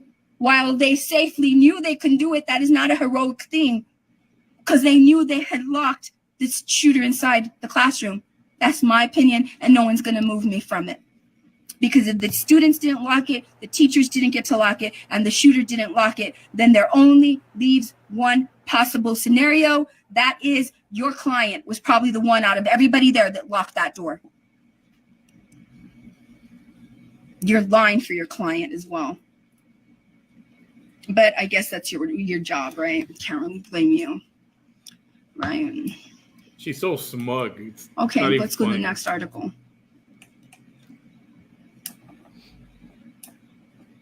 She has Camille envy. That's what she's got. Here we go. Uvalde School District Police Chief said he intentionally left his radios behind. This is the title.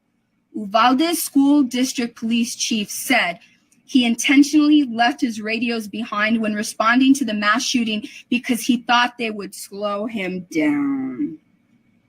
Wow. Wow. Okay. Okay. So if you want to get mad at me for reading this one, then you need to be mad at Matthew Loh, L-O-H. He wrote this, and this was put out to the Associated Press 11 hours ago. So do not be getting mad at me for reading the words that were put together by somebody else. And if you have a problem with my opinion, well, that says more about you than it says about me, and that has nothing to do with me and everything to do with you.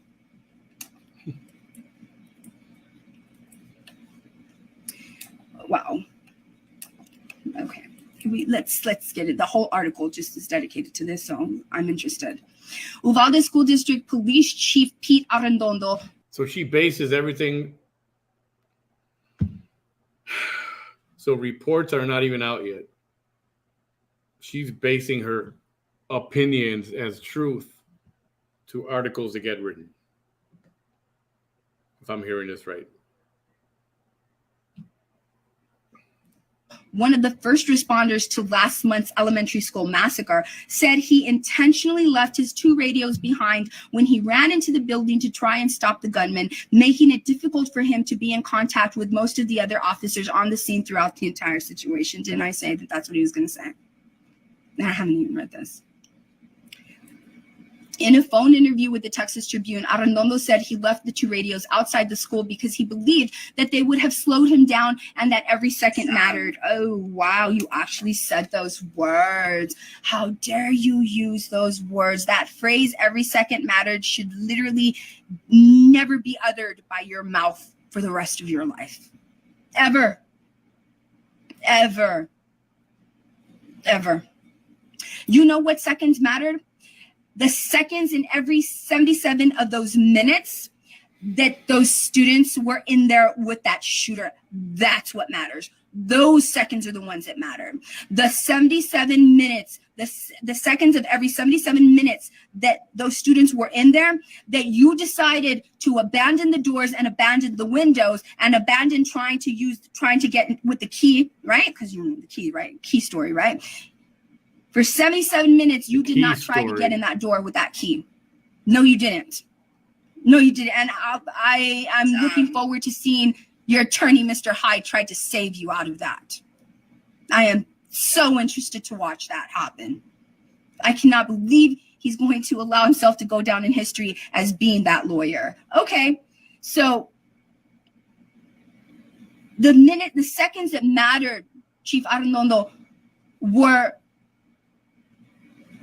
the seconds that you allowed Bortak to stay out for 40 minutes. For 40 minutes. Every second of every one of those 40 minutes are seconds that mattered. Those are the seconds that mattered. Those are the seconds that mattered. You created a situation where there was no way for those students and teachers to win. And you underestimated the survival game of the ones that did survive. You underestimated officers because 140 plus listened to somebody to not go to the door. 3 of them, you underestimated that 3 out of 140 plus something officers were going to listen to your commands to stand down. Let me ask you something. To your lawyer, what was your name again? Or whatever your name is, sir. How do you explain? How do you explain that it wasn't a stand down when once the keys were found? You do understand, Mr. Lawyer, sir, Mr. Pete, I don't know, you understand, sir, that you want the world to believe that it wasn't a stand down, it was just a wait just a second. Okay, so at what point is that a wait just a second when once wait just a second until we have the keys to get in the classroom?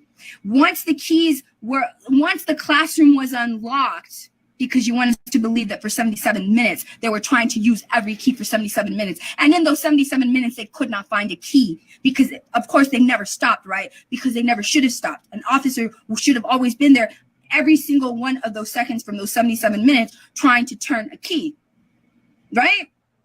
Because the whole thing was the keys.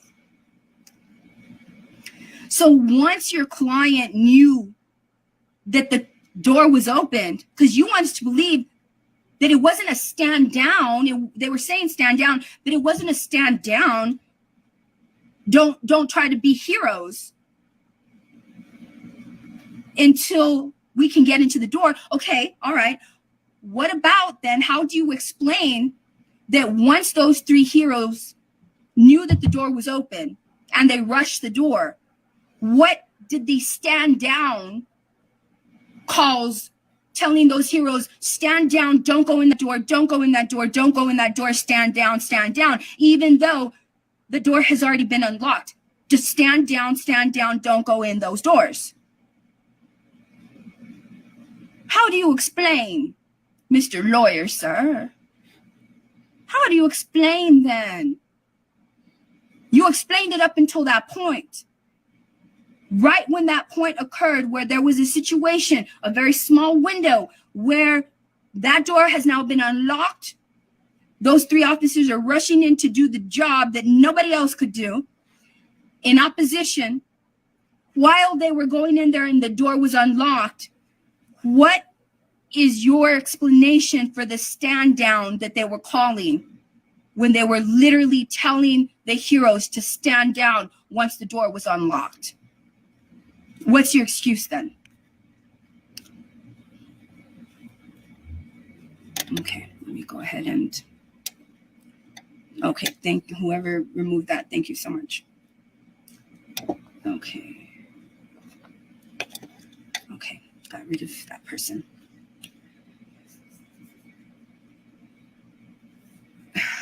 Uvalde School District Police Chief Pete Arredondo.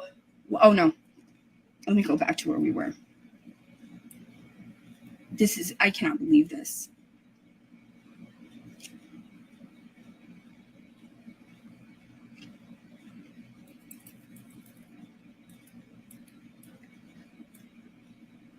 I can't believe all of this. Oh, wow. One radio had a clip that may have fallen off his tactical belt, while another had an antenna that would have hit him as he ran. Then you take it off and you hold it in your hand. Oh my goodness. Are you serious with this explanation? One radio clip had, I can see you. Well, how do I explain that? Oh my God. Well, I'm just going to say that the antenna was so like, well, what did they tell you?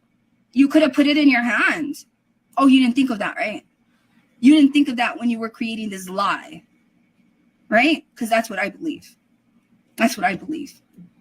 One radio had a clip that may have fallen off his tactical belt, while another had an antenna that would have hit him as he ran, he told the Tribune.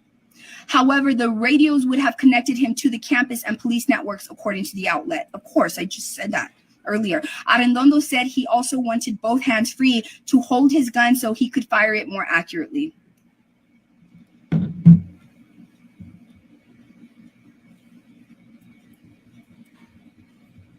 Arredondo added that based on his prior experience, the radios, oh, wow. Wow. You see, even though you see me reading, I'm already reading the words before I say them out of my mouth. My mind's already reading the other words. So as I'm saying the words, that's not where I'm at in the paragraph. I'm actually further than what you hear me say. So this is what I saw before what it is you heard me say. And this is why I feel this way. And so here you go.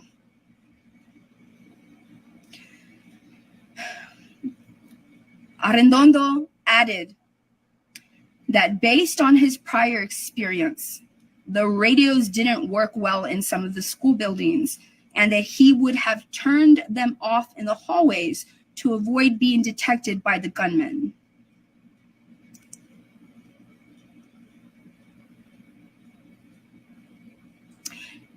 So basically he's saying, oh, and another reason is sometimes the radios didn't work well in some of the buildings, so like, why have it? He created all of these little really crappy explanations, thinking that the culmination of the explanations, that the sheer velocity, the sheer number of explanations would literally be powerful enough for us to believe this. Still, Arredondo's admission raises questions as to how the hour-long ordeal, more than an hour and a half, is more than an hour and a half. Hour-long ordeal might have played out differently. It was an hour. Might have played out differently if he'd been able to receive real-time information via radio. They're still maintaining, like if this is the truth. You know, you do know that those 500 students and teachers are witnesses to if Arredondo had his radio or not, right? You do know that, right? You do know that, right? No. Right?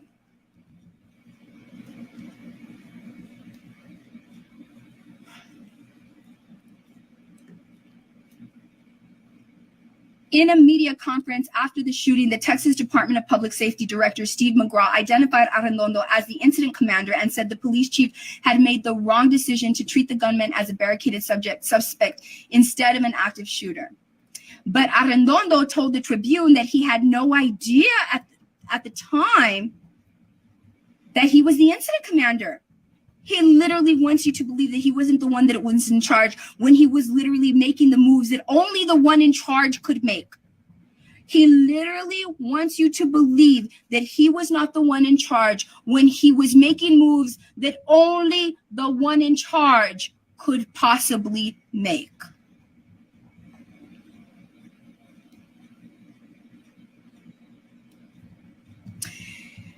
Although the outlet notes that according to the National Incident Management System, which guides all levels of government, he would have been the commander by definition as the first person on the scene. Thank God for that. He said he didn't give any orders, but used his phone to call for backup and an extraction tool for the locked door separating officers from the shooter and victims. Arredondo said he assumed that another officer or official had taken over as the coordinator for the situation's largest response. Did you hear that right? Did you? He literally is wanting us to believe that there was at one point, he assumed that somebody else took over. That means you gave a report to someone. Did you think that there was 14 law enforcement agencies with their commanding officers involved in this that showed up? But at which point, you see, that's the problem. That's the flaw with the post-Columbine post-Columbine doctrine, is that there's nothing to stipulate at which point the power transitions to the other agency. There's nothing that dictates that, and that's one of the things that needs to change because of this. But still, if you were the one that was through the entire thing making the moves that only the person in charge could make, that means you were the person in charge.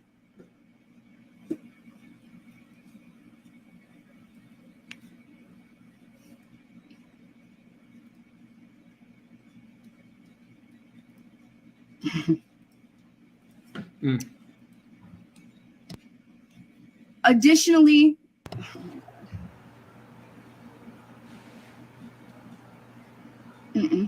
he said he didn't give any orders but used his phone. Okay. Arredondo said he assumed that another officer or official had taken over as the coordinator for the situation's larger response. Additionally, the police chief said, I can't stand this part. He wasn't aware that children and teachers in the classroom were desperately calling 911 for help because he didn't have his radio with him. Oh, he clearly just states that just like that. You see, that right there, that I'm sorry, that's the whole reason. Whatever reason, the fact that you gave all these other little reasons that really don't make sense about you not having your radio, this is the reason. This is the reason. This right here. Additionally, the police chief said he wasn't aware that children and teachers in the classroom were desperately calling 911 for help because he didn't have his radio with him. Qué casualidad. Qué casualidad. Right? Wow. What a coincidence, right? What a coincidence. Arredondo has received the bulk of national criticism, as he should, as you should, for how long it took officers to deal with the gunman, and has recently avoided the public eye, as you should. Oh my gosh, she's so annoying. Wasting time, which you did, failing to coordinate the responses of the dozens of on-scene officers from at least 5 agencies and 14, and deciding to wait on a situation with an active shooter. But he defended the police response as he spoke to the Tribune, saying that, quote, not a single officer ever hesitated, even for a moment, to put themselves at risk to save the children. That's a blatant lie. That's a blatant lie.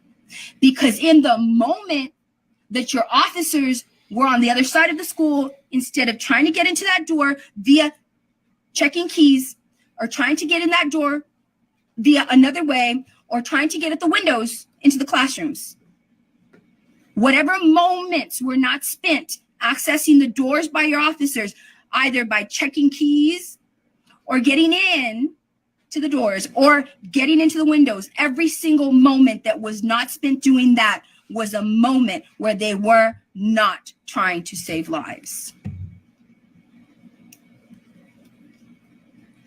I repeat things 3 times for emphasis, because as you listen to this, the way that you would when you're reading something, highlight something with a highlighter, or bolden it, or underline it, or circle it, because you really need to remember that.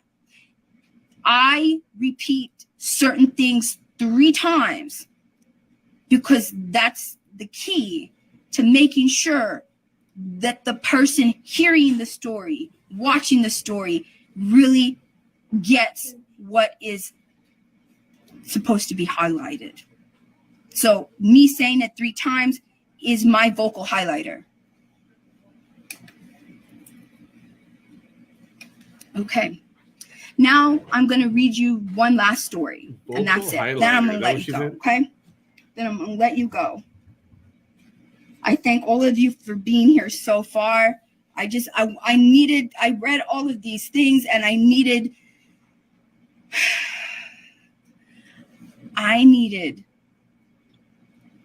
you to know what I had just read. All right, here we go.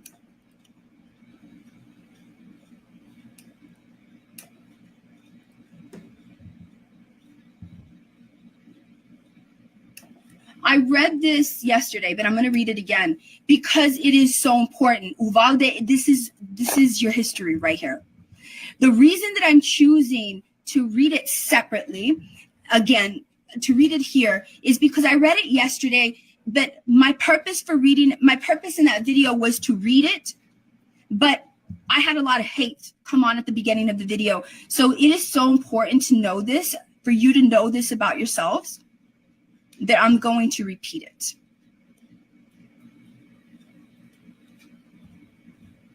Here we go. Remember, if you're mad at the words that are here, you need to be mad at the writer is Adrian Florido, and anybody that gets mad that Vanessa has Vanessa's reading the stories of other people, then you need to write to every single newspaper, every single columnist, every single source of news in the United States, if you want to fix that issue, and you write to them and you say, stop writing stories and stop submitting them to the Associated Press. Okay? So if you're mad that I'm reading them, you need to go to the source. You need to go to the source. Okay? And let you do that. That's what you have to do. Because I'm going to keep doing it as long as that keeps happening. So this is called Mourning on Mexican-American Tragedy Under the Shade of Pecan Trees. Uvalde.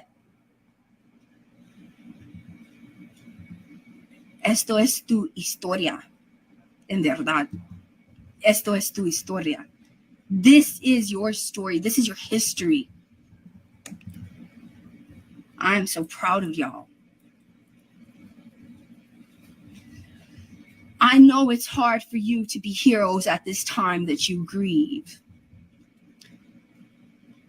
Not because I am a survivor of the tragedy, and certainly not because I have a child that or a loved one that passed away in the tragedy, and not because I am a community member of Uvalde. I'm just a human, right, that can empathize with a situation that I don't have to be directly a part of. But in addition to that, I am a survivor of a lot of trauma, different traumas. And loss. So I understand the grief process. So while you are in your grief process, which some of you will be for the rest of your life in some degree or another, and when you are angry and you feel that you don't have power, I want you to remember the story that I'm about to read you, because this is your parents, this is your grandparents, this is your history, and this is how you've risen before, and this is how you can rise again. This is a story that is real and is true, and that absolutely illustrates the power of the people of Uvalde.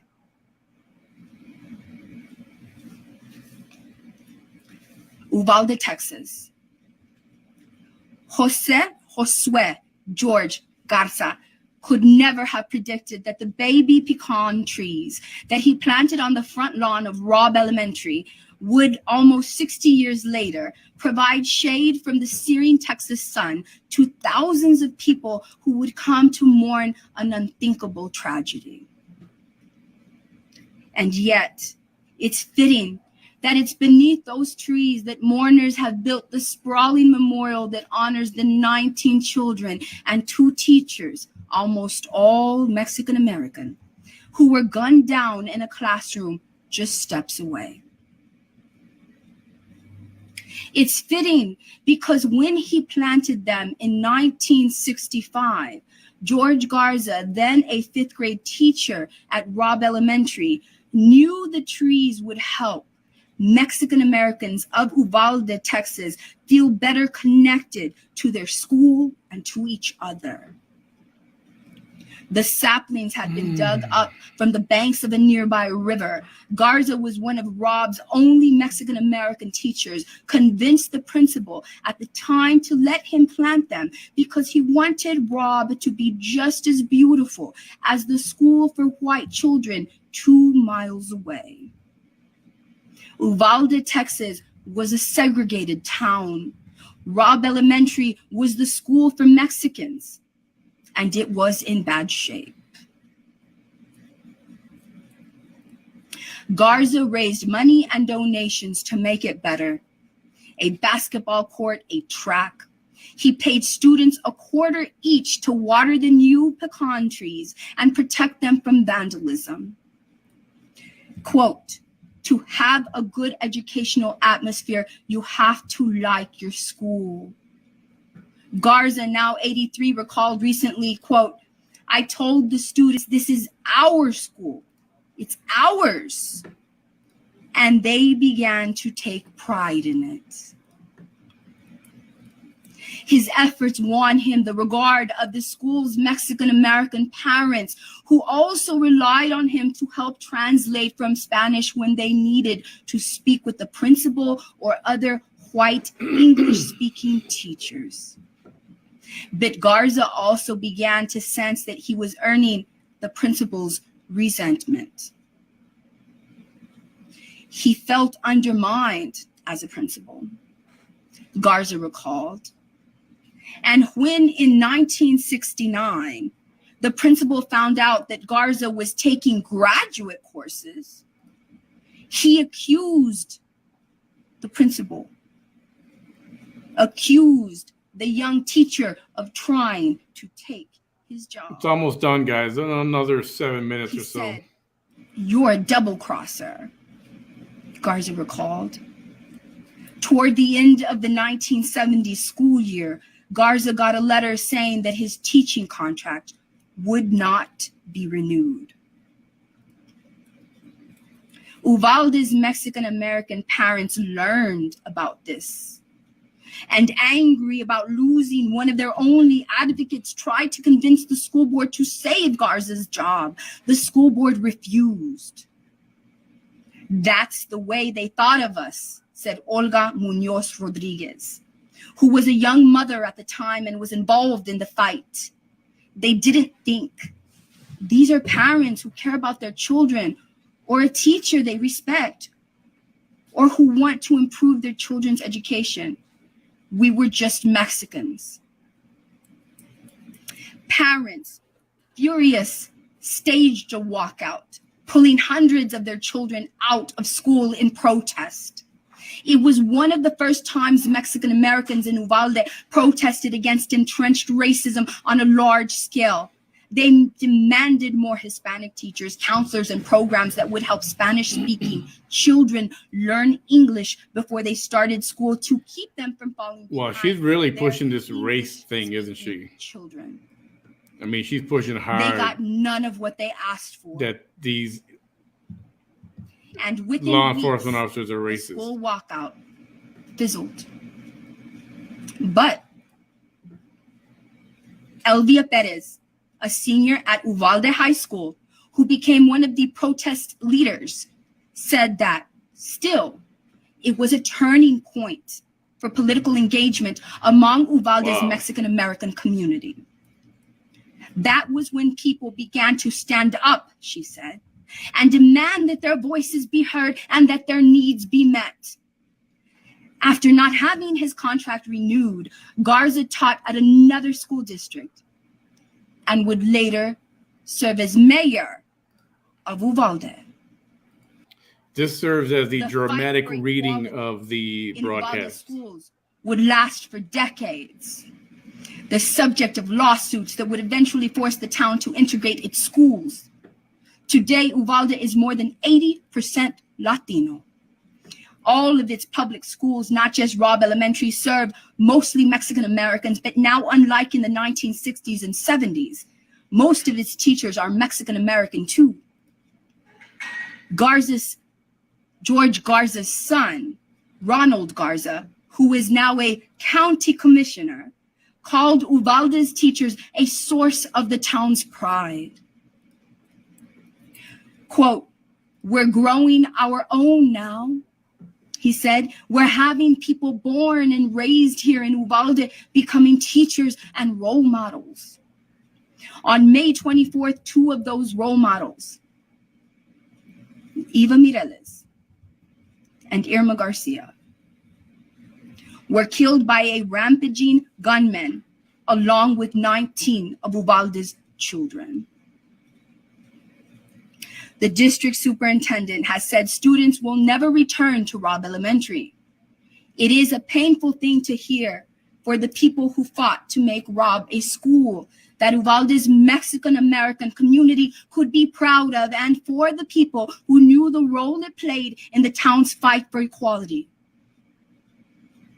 But closing the school is also, they recognize, probably for the best. Quote, "If I were a parent of one of those children, I would not want to go back to that school," Olga Munoz Rodriguez said. Some Uvalde residents have said they hope the school will be demolished, the site turned into a memorial park, but they'd like to see Garza's pecan trees saved. A reminder of Robb Elementary's proud Mexican-American history. Oh my goodness, she's gonna cry. That's your story. That's also your story.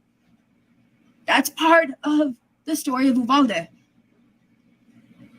It doesn't end with the shooting. That's not the end of your story. You've done it before, and you can do it again. And this is not the only story. As this article states. By the way, she went to the Amber Heard School of Alligator Tears. Because I don't see any coming out. Did.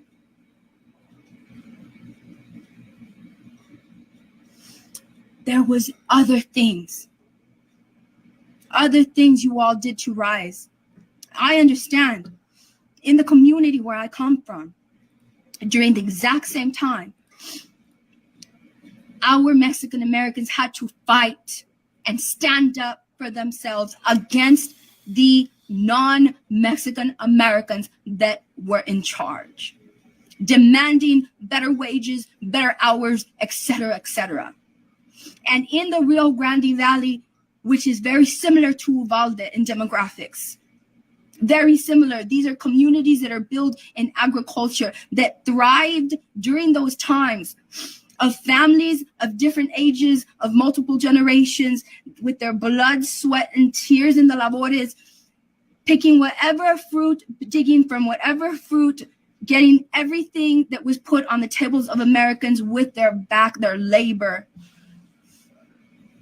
All over the Rio Grande Valley during those times, they rose. Elsa, Texas, I remember too, did the same thing Uvalde did. All over South Texas, Crystal City is one city that also personifies the strength of Mexican Americans to stand up and rise and get the outcomes that they seek, to get the results and urge from their leaders or themselves step into leadership roles because they have the numbers. They've always had the numbers. The non-elite have always had the numbers, and the power is within yourselves.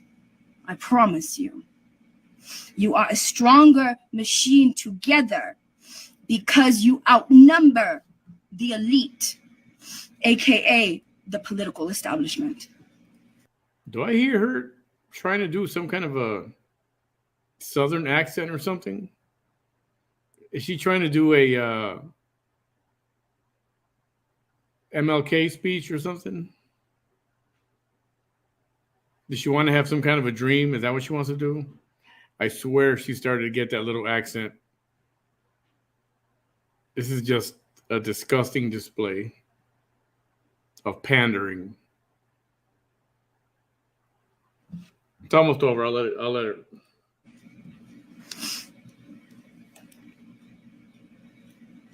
I love y'all. I love y'all. Yes, Biden did show up. He did. Okay. Thank y'all so much. Thank you, Miss Steph Jackson. Thank you. This is it. Remember, this is just one story of your strength, Uvalde. Just one. That's it. There's so many other ones. You're in charge of the narrative of your lives. You all have the tools to create the narrative post the Uvalde shooting. You have what it takes to change your outcome so that this will not happen again, and so that you put your own in positions of power. That's it. Prayers to Uvalde. Thank you so much.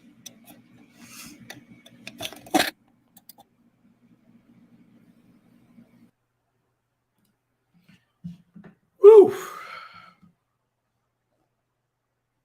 I don't know how much more of that I could have taken. Remarkable. Oh, she's turned this into a race issue. And she seems to enjoy doing that. What does she get out of this? I guess it's the whole victim thing, right? Got to be a victim. It's annoying as hell. Anyway, I'm sure you guys got things to do. It's Friday afternoon. Take care of the family. Go out to eat or whatever you're going to do. Please remember, give me a subscribe on YouTube. Very important to me. I would appreciate it. I'm trying to get to that elusive 1,000, my first 1,000. We're almost there. I would appreciate that. Give me a subscribe there. You can give me a like on Facebook, Manny Behind the Mic on Facebook. Right now at Manny's merch, you can pick up the become an official member of the Block Party. Those T-shirts are 20% off right now, which basically kind of results in free shipping. So it's a good time to get those. And the Cash App, you saw it there. It's always there. Anyway, thanks for hanging out with me this afternoon. It was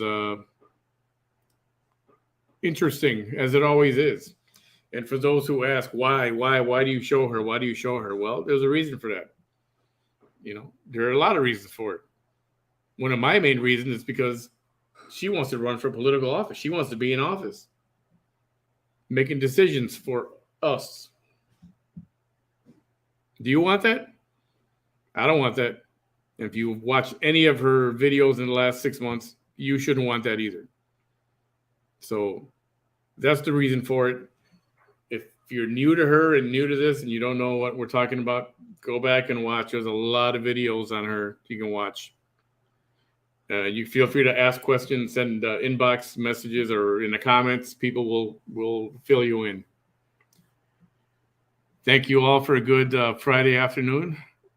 I'm going to maybe see you tonight. I'm working on a couple of guests, so we'll see who can join me. I will let you know. Thank you so much for being here. I love you guys. We'll talk to you later.